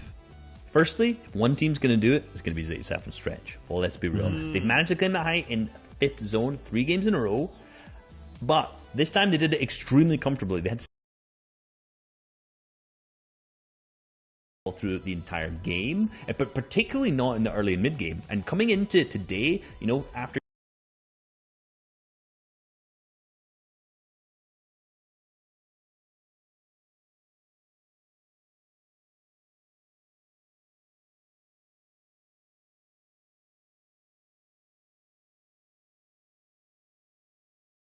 today.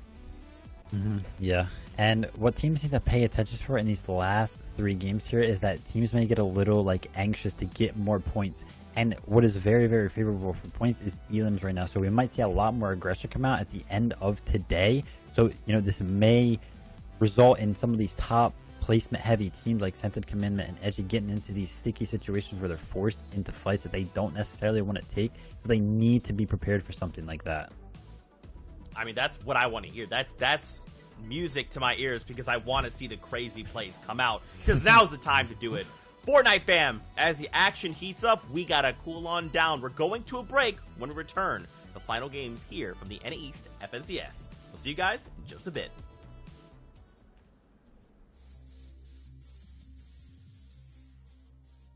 Welcome to the Reboot. There was a special reboot round which included all the best teams that couldn't make it past the semifinals. Everyone had one more chance. Only the team with the victory royale in this single match could make it to the finals of this FNCS. With these types of stakes, we saw the craziest action and display of dominance.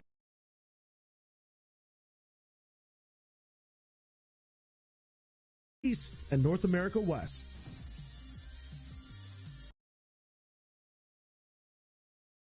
Down to the final second, Flecken gets chosen to try and heal off and win the game as a solo. With no mats, he's forced to go into the heal off 29 seconds before the zone closes. The medkit can't be used here because he's already in. Need to do something and make a play to win the game.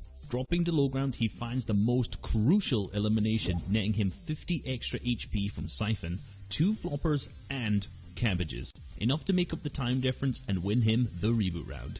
You could feel the hype in this final moment. An opportunity here, right here. Flecken has the win condition for the heal off there, but can a trio there? Okay, he found the Elim, gets a little bit more siphon. Now he's in it. He's all the way committed. Gray is going to go for the med kit. He does have an opportunity to walk away. A top 3 situation here, Sayo.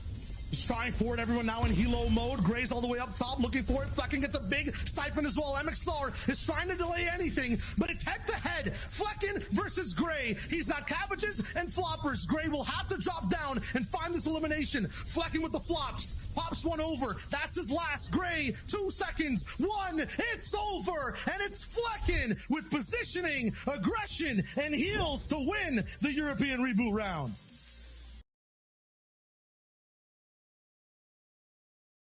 People were playing for Helofs too, but there was one team with a very different goal in mind, and a mission to continue their legacy in this FNCS Finals. They weren't going to lose. NRG Zate, Drain H Saf, and Liquid Stretch. Names synonymous with greatness and a history of success, no matter what team they were on.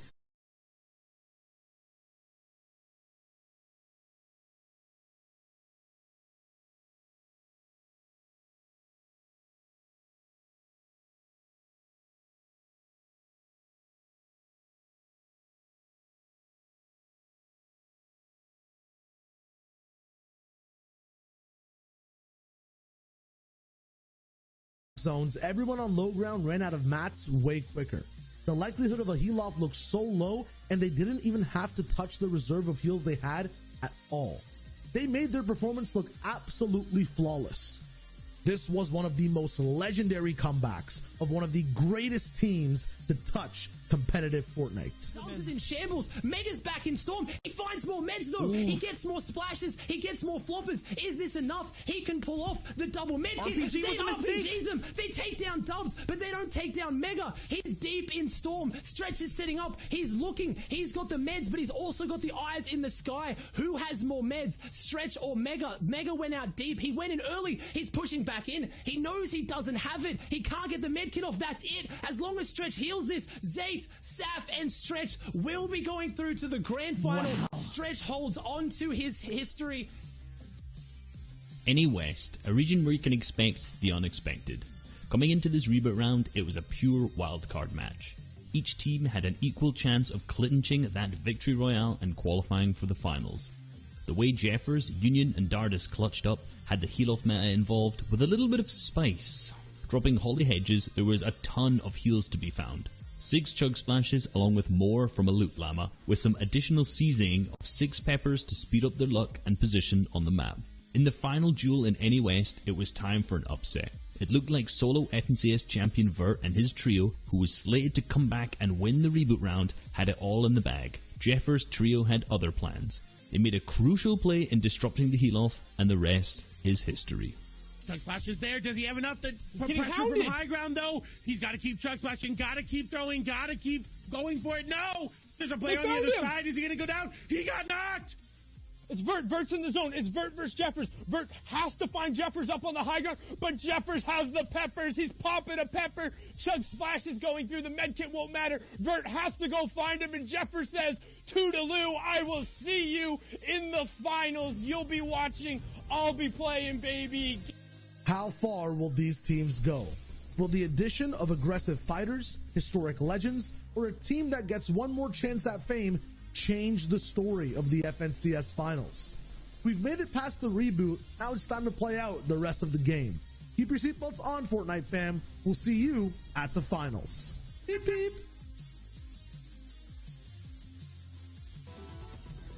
What's going on, Fortnite fam? Welcome back to the FNCS. It's Zeke, it's Reese, and of course, it's Vivid. Now, I must let you guys know, on the way over here, I was eliminated, but it's okay. Vivid, he got the reboot on me, so I'm back. Oh.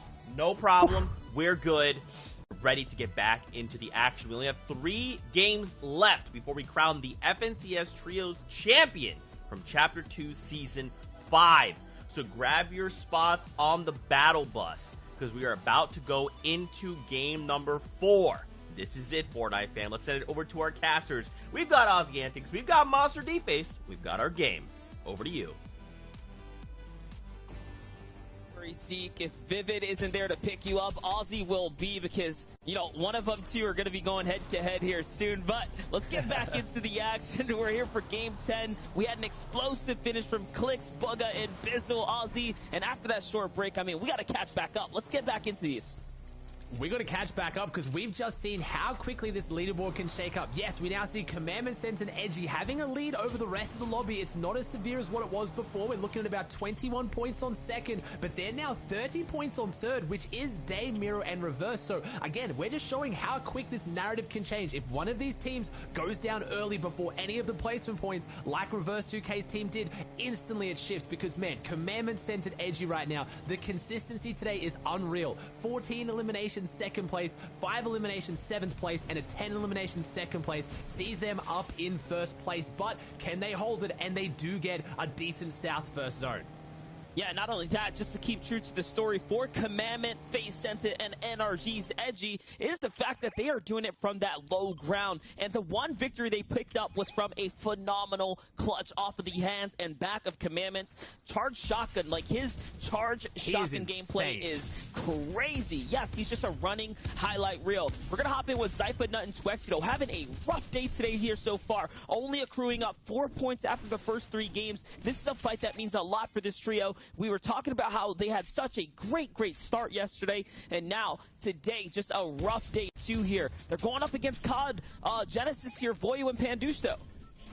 Yeah, they're going up against a team that knows how to fight this area as well, especially COD Genesis, normally down in catty corners, not so much up on the weather station, but a team that has been putting up good fights. But right now they got Nut, Twexy, and Zypha on their tail. That is a very scary team, and with that big upgrade attack on Zypha as well, it's going to be very scary for this team as they work their way down, investing a lot of material. And Vivid talked about this as well before we threw it to break. Teams are going to start getting anxious to get their points up there. They're going to start taking more aggressive fights, and you need to be able to back yourself. That's where you're looking at teams like Damir and Averse to hopefully hold on to this, because they've been winning their mid-game fights, and they're going to need to, because any of those teams at anywhere in the top 5 on the leaderboard, they could have their entire tournament ruined by just another team trying to jump up and overtake them.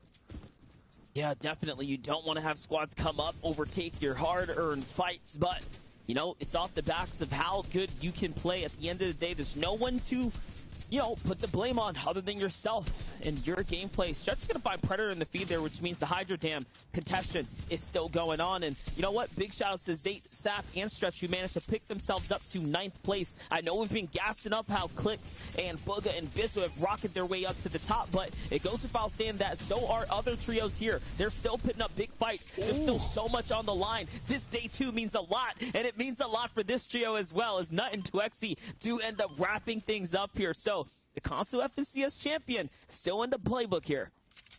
Yeah, it's changing up right now. We saw it yesterday. We saw Nut rocking the champion pickaxe there, and I don't know, maybe you're going to have to hand it up here. It's going to be almost impossible to get it. You only have it for that one season while you're the champions. I'd love to see Reverse 2K, Day, Miro pull it out at some point here, just for a little bit of a, maybe if they had the victory lap moment, but things have slipped out of their grasp right now. They need to play from behind. They need to pop off and get back into this one. But you can't even, it's not even just this FNCS and this weekend where these teams have been so consistent as well. Right now, 3 of our teams that are in the top 3 all came top 5 last FNCS Monster. Let that sink in right now. We are really watching the best of the best, not just today, not just yesterday, but across seasons clash, and whoever comes out on top is going to be unarguably the best and most consistent team in NA East.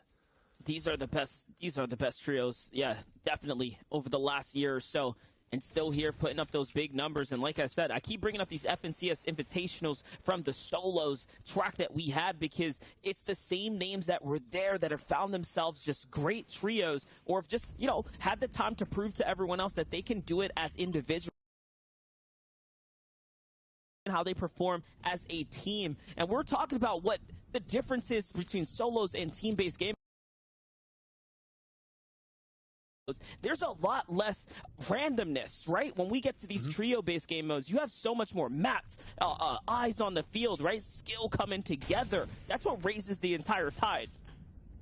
It does, and that's why you're seeing teams like Commandment Sense and Edgy, where their worst placement was a 28th place. They also came 30th place as well in their second game yesterday, so only 2 times they've gone down really early. One was at the hands of an incredibly aggressive Zate team. The second game was also at the hands of being contested when they're not used to it. But other than that, across all their other games here this weekend, they have been insanely consistent, and that's why you're regularly seeing them make the end game, and that's why I put so much pressure on them last game to jump up and have that huge performance, because it's not often that you see one of the teams in the top 3, or in last game's case, the team in first, go down before any placement. If that happens again to either Slacks, Jack, Acorn, Day Mirror Reverse, or Commandment Sense and Edgy, that is their moment to cement themselves, as Sentence team has done here. But Jack, Slacks, and Acorn, this team is so consistent. If you haven't been following them, not just in trios, but across game modes, I actually got the chance to do an interview with Jack, and I have to say he is one of the most underrated players in the world with his performance across game modes. As you can see, a quick stat fly in perfectly. Since Chapter 2 Season 2, Acorn and Jack have the highest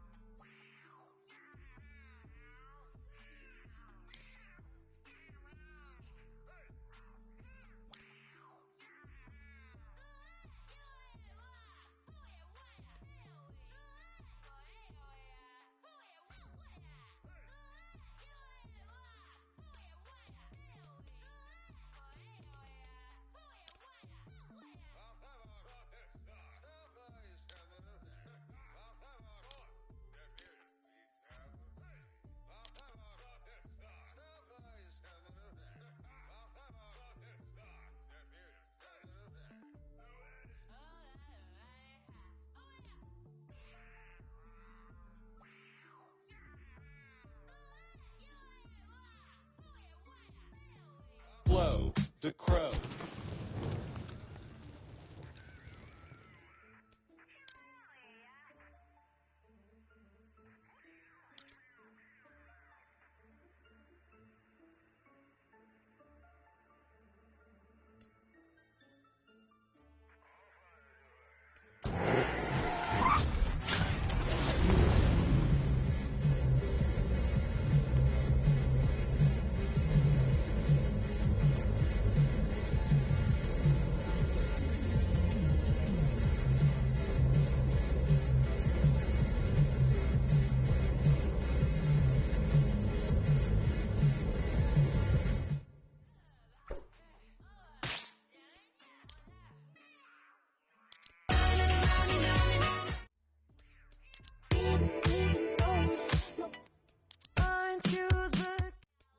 I'm a savage. Yeah.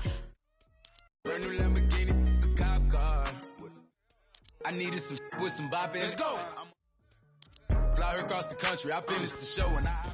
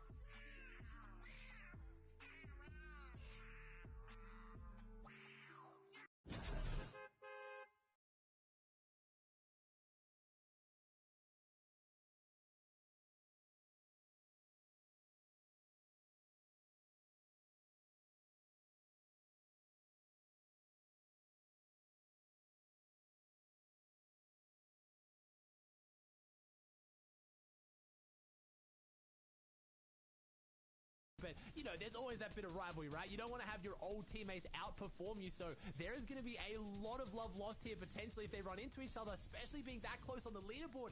Scented edgy Commandment go for an aggressive play, and Scented gets punished for it, and we see those big shotguns in play again.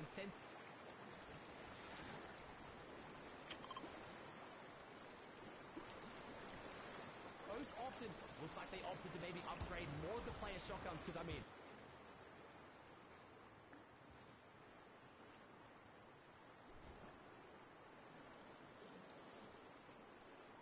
there are not a lot of health at all. This is bad. This is disastrous for our first place team right now, but don't worry.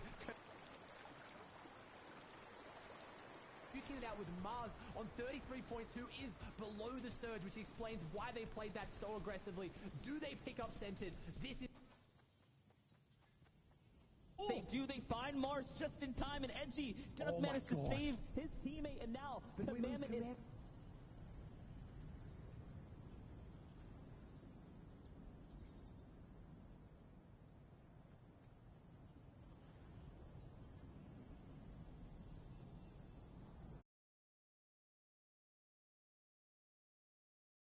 way in the back of the top against another team. He's only got about 40 health, man. The courage of this team. Edgy goes down. He's getting put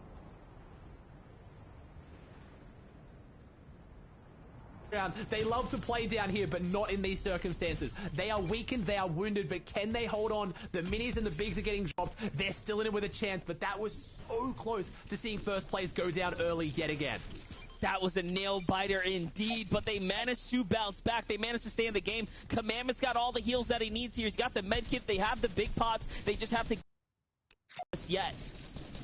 I mean, I can breathe now again. Like, this is my prediction as well. Me and Vivid have kind of put a little bit more spice on it right now, challenging each other here, but these are players that have played so consistently, and you want to see them continue to dominate as well. I can't believe they're alive. Jack and Acorn, they're close. I have no idea how they survived that. They are now inside placement points. The feed, I haven't seen Daymir or Reverse either. Place team, and they get first rotating zone, but look at the builds. I see Edgy with 31 builds total, and this is going up and across that hill. It's not the biggest mountain in this area, but it definitely is elevation that they're going to have to overcome. Yeah, for sure, and that means they're going to have to jump down to the low ground, look for a fight, and then take the mats, and hopefully replenish their way on up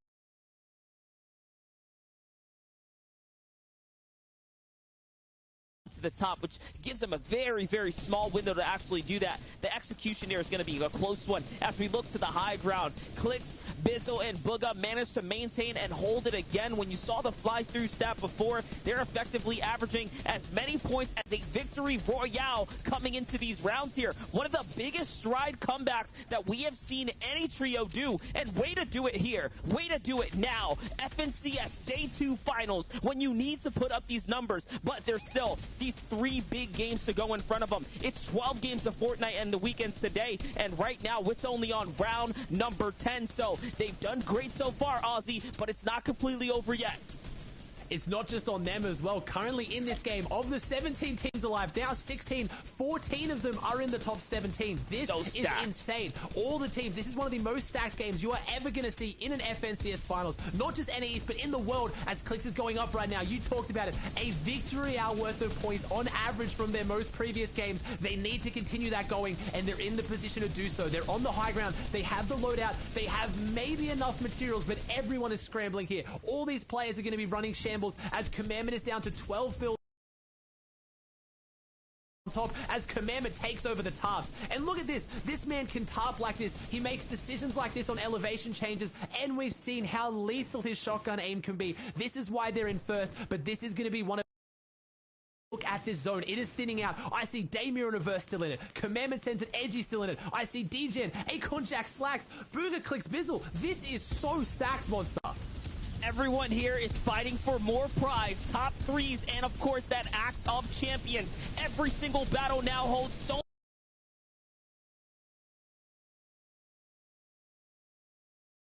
much significance to the weight into this tournament here, and they have to continue to pop off. And Scented trying to figure something out. He's changing layers. He's literally stuck down here though. And remember, Commandment had the most of the builds, so they need to pick this up. He gets edited down. He has to figure figure it out, and he does. He manages to stay alive, but at what cost? As now he has lost so much HP, he can barely actually work their way through this, and it's all enemy builds too. It's so close, but he's still holding on. Zone goes across a little bit right now. They have 8 eliminations. No, they get in, but can Commandment clutch up at least a top 3? A top 3 here would be massive. I saw you tweeted out, Monster. You said, Commandment, you are insane, and he is making this so easy for us because he is such a phenomenally exciting player. I don't know if he can go for the victory here. He is a solo with so many trios on top, but Kengi, top 3. He needs to out-survive one more team. He comes around the corner. So he gets Teo. He takes down Teo, but he falls in 4th place, so close to that big 6-point jump. We have 3 teams, 8 players, Slacks, Jack, Acorn right now. Our 2nd place team going head to head with Clicks, Booger, Bizzle on the high ground. Our 5th place team and Chimp and Tabney, our underrated demons in this one, Monster. Anyone can take it, and it means everything for all of the And Bizzle, are we gonna watch a back-to-back victory royale?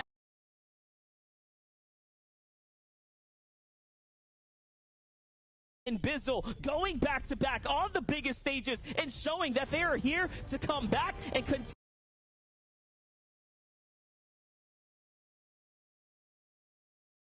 8 eliminations back-to-back. We see a team come not out of nowhere. They've been kind of, around that top 10-point monster, but they now skyrocket themselves up, potentially into the top 3. Daymir and Reverse went down early again. The back-to-back championship run is looking like it's almost over. They're going to need a huge performance. Commandment held on, but he fell just short. But honestly, right now, this is the story of Clicks, Booga, and Bizzle with a legendary comeback. It's a comeback story. It is definitely a comeback story. And those points, as you start to rack in those victory royales, will make the difference. Don't forget, as they do that, they have the +5, +6.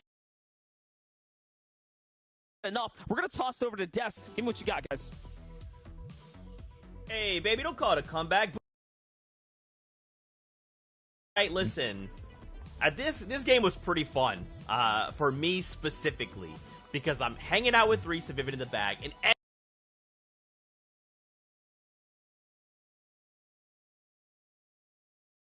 say, no. Check this out. We're talking a revive. We're talking about Scented pushing the bounds. We're talking about Clicks Royale as well with 7. Boys, these guys, they're coming back strong. Yeah, and we're going to actually be looking at a couple clips here from teams and what they need to do to give themselves the best chance possible. Now, Macwood, Bucket, and Kanata have been hovering around the top 10 slot today and from yesterday as well. So, what do they need to do to edge themselves over that little threshold there? And honestly, watching the Elam fade and watching these guys play today, it seems like always when the first or second moving zone pops, they get into a little bit of a fight.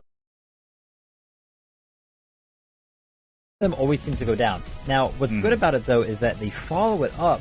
Whoever the last 2 people alive always followed up with a couple Elams on that team that took out one of their players. But after that, they're just a duo. I swear it's happened so many times today. So if they can find their rhythm, start making plays as a whole trio, they will fly up the leaderboard in these last 2 games.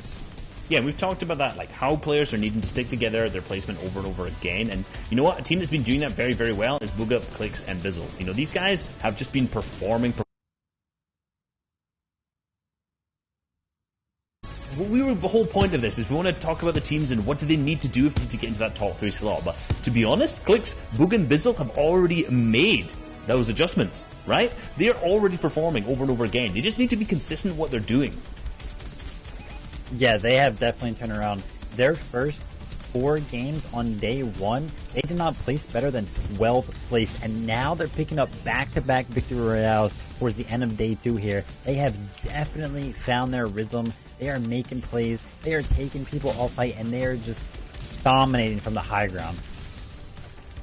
Absolutely. Huge plays from these guys. We've seen them over and over, a little bit less consistently than other teams, right? We've seen them have big pop-off games here and there. We've not seen them have the same consistency as we've seen Clicks' teams.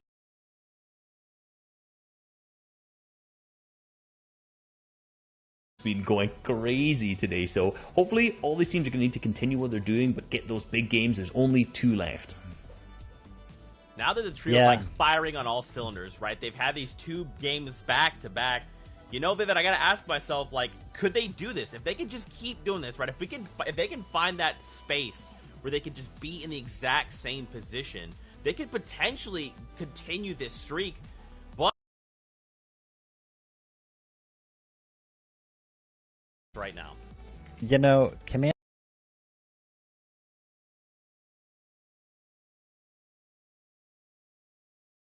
was talking about that game. I was like, for this to be close, they need to have a bad game. And then I saw like one of them get knocked, and then I was like, oh, like, no, this is the bad game. We're having like, and then they get the res off. They have like no mats, and then, you know, they pan off them for like 3 minutes, and then we come back to them, and they have like 100 build Gs or something like that. I'm just like, okay. Like, I'm not sure where that came from. Like, that was like the most shambles game ever, and they turned it into an absolutely like beautiful point.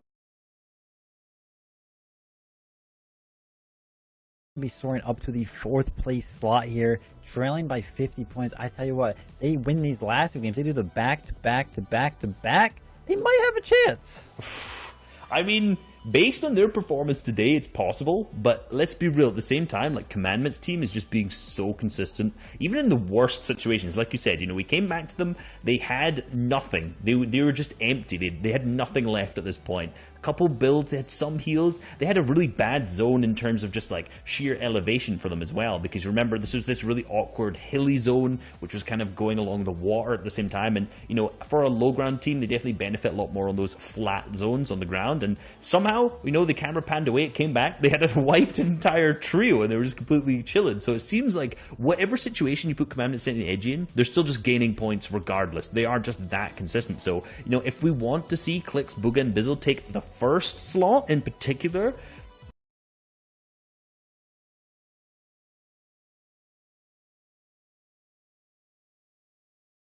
yeah, Commandment, Senti, and Edgy are locked in. They deserve it. They put in a lot of time into this game. The trio, you know, we've talked a little bit about it. Bucky, Kanata, and Macwood. Let's not leave them out of the conversation just yet. Oh yeah, they are in the 5th place slot. They have 205 points. They are trailing by a mere, 73 points behind Aussie's prediction or whatever. But, anything can happen, and my fingers are crossed.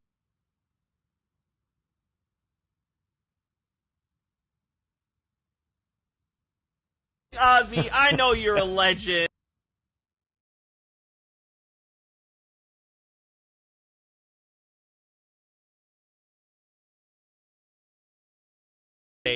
Gentlemen, we still have 2 games left to go here, and anything is possible, right? In all these moments, these pockets of time where we think the trio may be down and out, we realize we cannot count them down and out, right? Because they can change games in a moment. But it's time. Game number 5. We draw closer.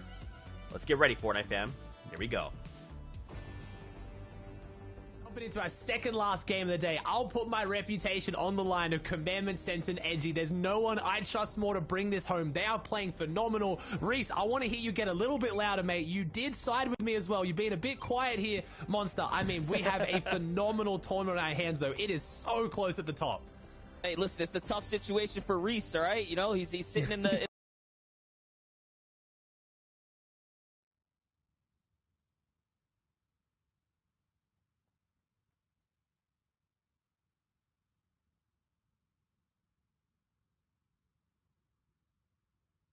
is a perfect Fortnite we'll ever get to witness from Commandment, Sensitive.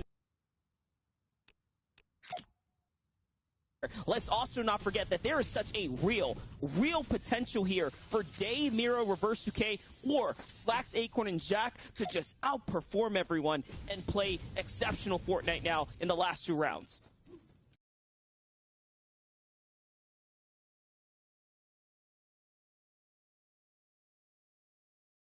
Clix, Booga, Bizzle doing it. They had a very...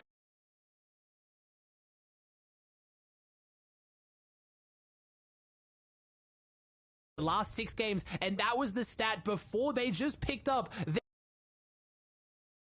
And Edgy are playing onto it that little bit longer, but as we saw a few games ago, if they go down in first place, everyone is so close and they will overtake them. Yes, sir. And now look at this. Sense and Edgy have never lost an event when in first going into the final game. Let that sink in. Now, what that means, though, is that we still have a round of Fortnite in front of us. Depending on how this game plays out, we might just see the prophecy come true here. Hey, we've seen big legacies broken here as well. It went all the way back in the qualifying weeks in the heats. We saw the Calculators team had to win the reboot round for him to continue his legacy of making it to every FNCS finals. Unfortunately, that one had fallen. We've talked about how Zayt is one of the 2 players here today, like Chap, who's placed top 10 in every finals they've appeared in. Zayt's currently in 10th, but Chap is way down there. So today is the day. We've talked about it. Sends an edgy command. The legends of low ground, but man, what consistency. Never losing event when going into the final game in first. That means they handle the pressure, and that's what they're going to need to do here today as well, though. They came second place last finals. Now they want to come out on top, though, and they were pretty close as well.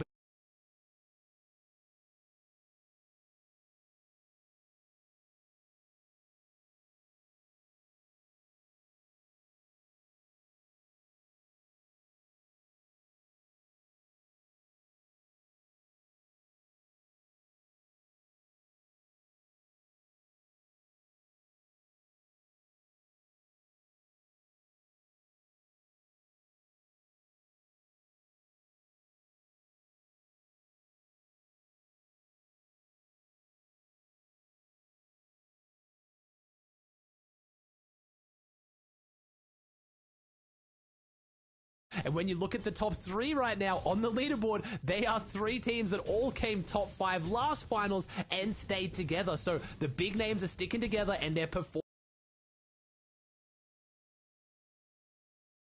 Trilogy, but today we have to focus on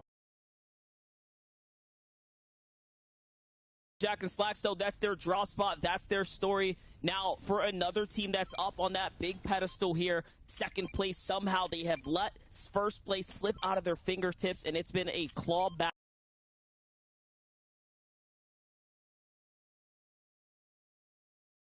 Up easily. These last couple rounds, they still have stepped up and put themselves to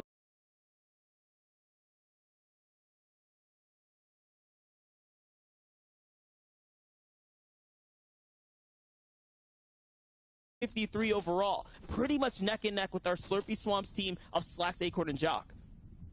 It's a phenomenal performance by anyone here today, and that's what you want to see. It is so close coming into these final games of who can just hold on to it and who can handle the pressure here. We've proven that Day Mirror Universe can do it. They went into the last game in first place, and they held on to it last FNCS, so we'll see right now. But Jack, Acorn, and Slacks, they're used to playing catch-up as well. We still saw in the feed that there was big fights breaking down over that RPG at the Hydro Dam. I've talked about it. That is also their win condition. If they can play aggressive, maybe say, hey, we're going into the last couple games in third. Let's not play to hold this. Let's play to win and overtake. Let's play a bit more aggressive, and we're seeing a little bit of that here, Monster. We're seeing a few teams go down early, a few players, but ultimately in this 12-game format, 10 games in with our second last game, everyone is still playing their hearts out here today. Yeah, for sure. It's still a race here. It's still a marathon, guys. These 2-day formats are grueling. They're mentally taxing. It means so much to not only the pro players, but for the fans involved as well, because you get to root them on for rounds after rounds of Fortnite competition. And listen, we talked about what we've watched and witnessed in these final moments. It's not just, clutch ups from here and there. No, we're looking at full-on 3v3s, full-on collision courses of we are seeing some of the biggest names in NAE back, clashing at the very end. We've seen a few attempts at solo clutches like Commandment last game coming in fourth, but as you saw, they didn't break into the top 3. It is so difficult right now to get those last few big placement points because you have those full trios that are up there on the leaderboard, consistently up, consistently playing healthy, and we have a few people playing upset though as well. Klicksburg and Bizzle have jumped up massively. There is so much history between all these teams before. They all have such big legacies, and that's what NA East is about, right? We have players who have been at the top for such a long time, trying to hold on with other players trying to jump up and take their positions. Slacks, Jack, Acorn as well. They haven't really had their moment like we saw from Day Mirror Universe to win a finals last season. They need to step up and do a little bit more, because I've been talking about how I think they are some of the most consistent players in the world, but people don't really focus on that consistent third and second. They look at the very top. Yeah, you got to perform the task at hand, and the task is win, win, win. For Reverse 2K Miro, Day here, that is what they need to do. And again, one shortcoming, one short game, they fell short just a single time, and now they are trailing behind by 20 points. And that just, again, when you are looking at how consistent these teams are, apples for apples, pound for pound here, it's close. It's close. There's no room for error. We're watching near perfect Fortnite out of 3 trios right now. And then I don't know what to call it, just the Superman stride right from team number 4, which is Clicksbug and Bizzle. Here's a squad that definitely has popped up today as well. Illis, Creo, and Avery, the Victory Royale that they picked up earlier, put them in contention for my pick, which was Degen, Aegis, and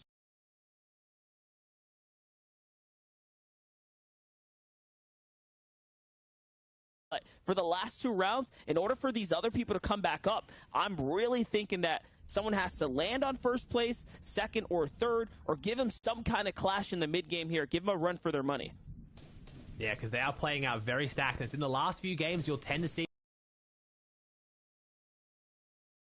having huge performances, but if you look at the top 7 right now, there are so many teams that have split and reformed that have a lot to prove against their old teammates. We have Creo obviously playing with Bucky and Kanata for the longest time. Creo's in 7th, Bucky and Kanata in 5th with their new forming of Macwood. I also talked earlier about how Booga split up with Avery right now. Booga's team in 4th place right now, Avery down in 7th. So there are a lot of players who have been playing together for a long time now on separate teams that are really clashing here, and you know they're going to be hitting the DMs and having conversations after this about who came out on top, because we now have a consistent game mode in Fortnite right now. We're going to have 3 more FNCSs this year of trios, so it is really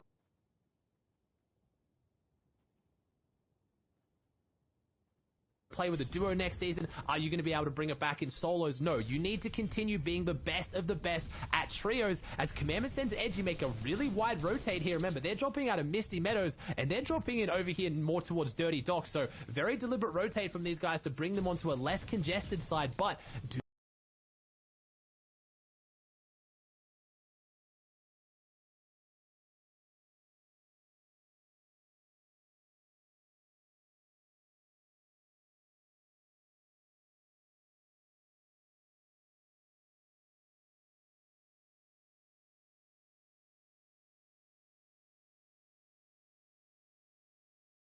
ticket that'll lock in your number for that next FNCS as well. So there's so much more riding on the line outside of the cash, outside of the active champions, outside of the bragging rights of being the #1 team in the world. But it is still a matter of putting up for these last 2 rounds, and now we're watching our first place team right here get a bit contested. Sentence gonna get a beamed. Ooh, that's a shield crack as well.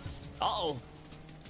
And they're going to tend to hit the rotate around this mountain here. You're pretty sure Centered Edge and Commandment, they wanted to go straight through that one. They wanted to white line it to the next zone, but unfortunately, some big shots laid down. They're going to have to go around the outside, and that's where the loot comes into as well. Coming out of Misty Meadows, do they have the chug splashes? So important when you have to heal up the entire team as well. And you talked about the money there as well, Monster. I don't think we've highlighted that enough here right now. The first place team is going to walk away with $50,000 each.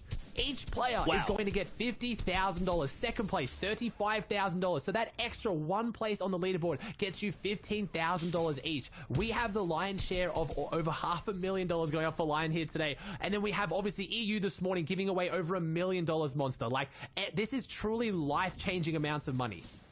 Yeah, and once we jump into that last game, we'll be calling it. You're going to watch tens of thousands of dollar box fights on the line when these guys start going head-to-head. And, you know, there's no other way. Like, how is that not exciting? You put everything else aside. You just look at the cash that's on the line here. That alone is enough to bring jitters and excitement to the pros. Bring nerves, right? And it doesn't matter how good you are. Everyone's going to be nervous in that last game. It's life-changing as well, but one of the things I love as well in social media, you saw Hen Janice and Chapix flexing the champion's pickaxe, right? They're walking away with hundreds of thousands of dollars, and everything I saw them posting was about pickaxes and the clout and the pride they have in themselves as players, because again, these guys have been putting in so much time and effort. As we talk about the money, but I guarantee a lot of them are just doing it for the love of the game, and they want to perform, and they want to gain that respect from their peers. Miro Day and Reverse have done it once, but like I talked about, specifically for a player like Reverse 2K, who I think for having won an FNCS still doesn't get the respect they deserve. They really have something to prove, as Centered Commandment Edgy in first place have everything to prove, everything to hold on to right now, and they've built up such a reputation. The low ground kings. They came second last FNCS, coming over from NA West where they performed so well, people doubting whether they could do it on East. They've proven they can come second, but can they prove that they can win on this region? Yeah, that's all they're literally missing here. And I mean, listen, it doesn't matter what the results are coming out of this. What they have done today will be cemented in the highlights for a long time. Like I said, these are some of the most explosive games we have watched. Some of the best performances from the low. Any other trios out here as Booga's connected shot after shot. Okay, keeping that surge nice and comfortable there for themselves. Legendary heavy assault rifle. They're still not that healthy. They're only 90 above here, and they've lost Bizzle. So this is down now to Booga and Clicks. We saw them on the high ground win that game as a duo earlier today. So we're going to have to see if they can somehow do it again, because this is not looking fantastic for a team that's now in 4th place and seeing themselves just rising up the leaderboard. The snipes come out and they just don't connect here. But this is a team that's already done phenomenal things, especially Booga. World Cup solo champion, came top 3 last FNCS, but Clicks, NRG Clicks, one of the biggest names, if not the biggest names in the scene, needs to prove that he's still got it here today. Played insane. 1st place in their qualifying week, 1st place in the heats, but when it comes to finals, Clicks is notorious for just falling a little bit short. But right now, they are bringing it back in a big way, but as a duo, it's going to be hard to hold on to. Yeah, it's going to be so hard to hold on to. So let's go ahead and check this out here. Click sitting in the bush now, trying to just slide his way on up, make this rotate through, and man, we've seen them have such a huge stride on the comeback, but you brought it to my attention that Bizzle is definitely down and out of this trio, so, you know, I want to know the story there. What is happening? Have we seen the crazy run come to its end? Are they fizzling out here? Or will they figure this out and make it happen as a 2-man team? I mean, they secured the win in the last game.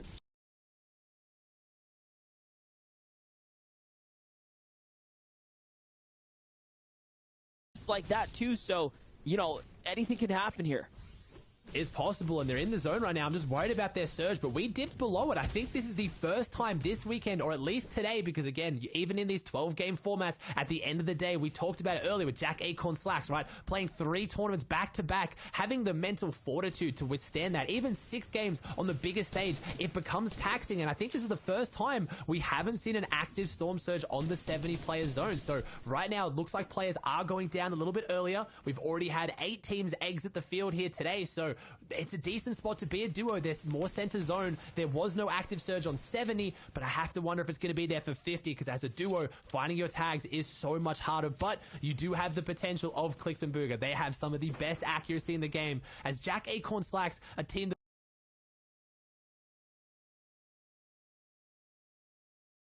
a 4th, a 10th, a 3rd, and a 3rd. So they're just getting inside that top 3, getting that big 6 points, but then it's stopping there. And I think the biggest issue today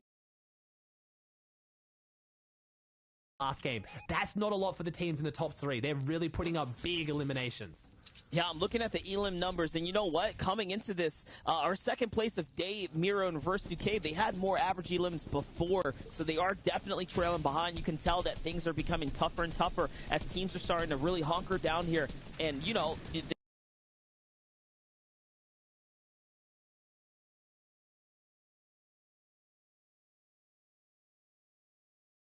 ways, right? They're going to teams like Clicks, Booga, and Bizzle who are popping off, and when you have other teams, you know, these anomalies popping up out of nowhere, because that's what it is, right? Just these strides out of nowhere, the points are being divvied out in all kinds of different directions.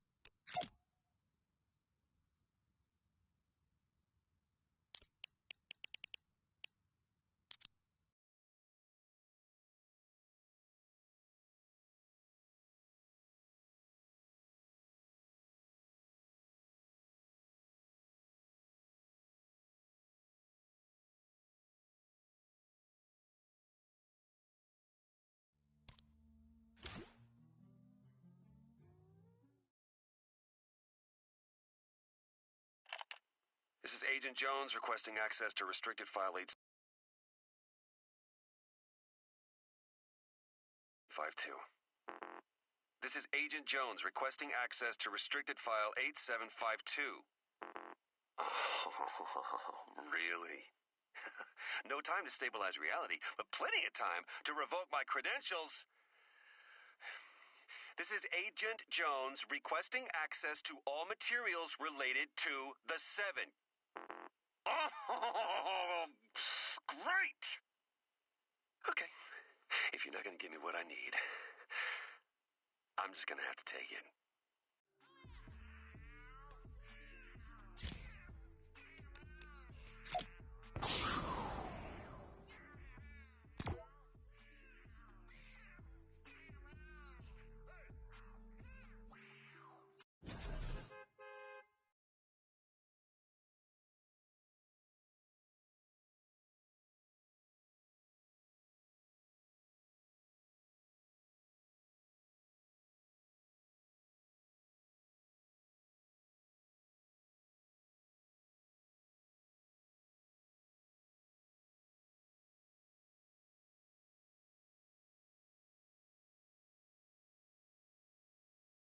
To the last game, they have never lost a tournament, but are they going to be in first? What? We are setting ourselves up for a big finals now, with first place out here, with a 20-point gap, with some of the most consistent placements and just gameplay we've seen come out of that first place team of Commandment, Sensitive, and Edgy. Question is, how much are they willing to give away here? And again,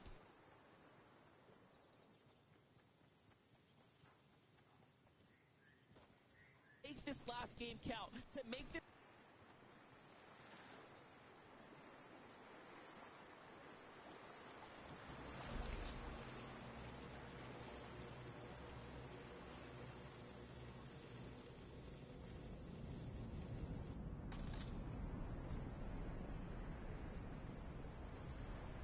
spectator, someone who loves the storylines, this is so intense. We now have a chance to see them dethroned from their first place going into the final game. If you're just tuning in, you don't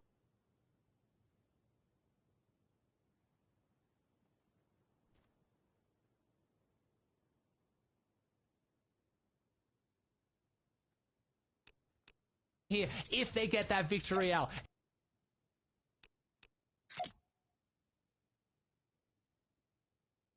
Back victory hours. This could make it the hat trick as Slacks, Jack, and Acorn, our third place team, set up for high ground. If they can take and hold this, this could be everything we need to see them in first place. But they get pushed down, they get pushed back, and now they do get that first full moving zone, so they will be able to play into it. It's already rotating, it's already cutting across. They're going to have to stop here, hunker down and really figure out what it is that they want to do next. This next play is so important. They can't throw this opportunity to take first. They're going to go ahead and rotate across on high ground. It's a completely new trio, one that we have not seen up top, and they're looking to go ahead and pull something through. It's a Zervo and Dusky. Dom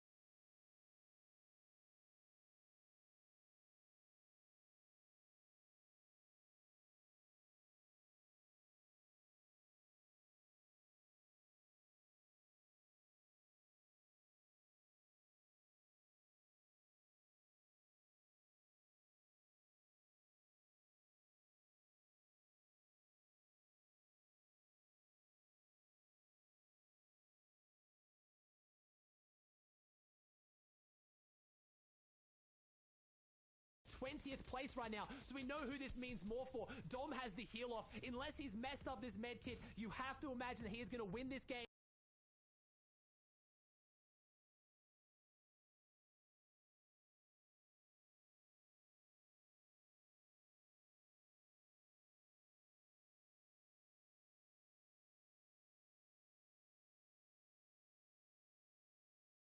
Down before any placement.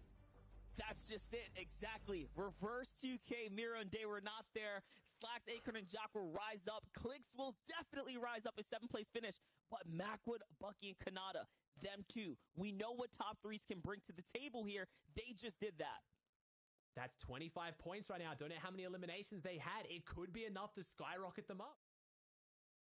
But all right, we're setting up the stage here. We got this last game in front of us coming here shortly. Before we get there, though, boys at the desk, tell me what you got, guys. This is crazy.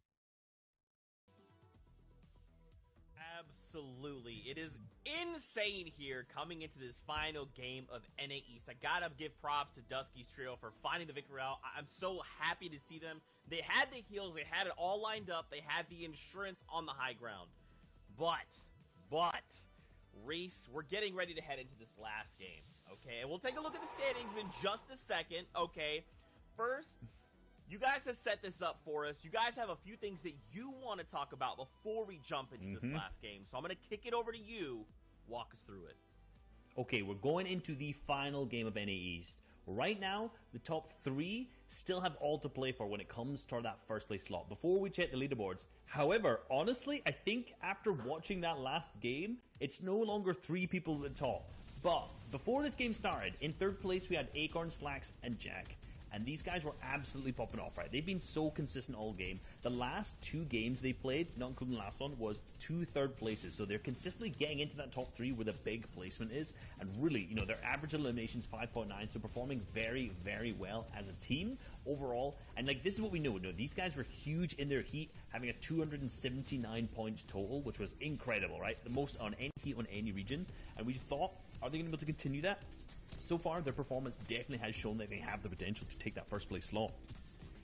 Yeah, and then we have another clip here from Miro, Day, and Reverse. Again, look how these guys are in sync. They are just immediately going for the same exact opponent at the same exact time, just timing their shots really, really well together. Look, again here, you know, they're together, they're backing each other up there.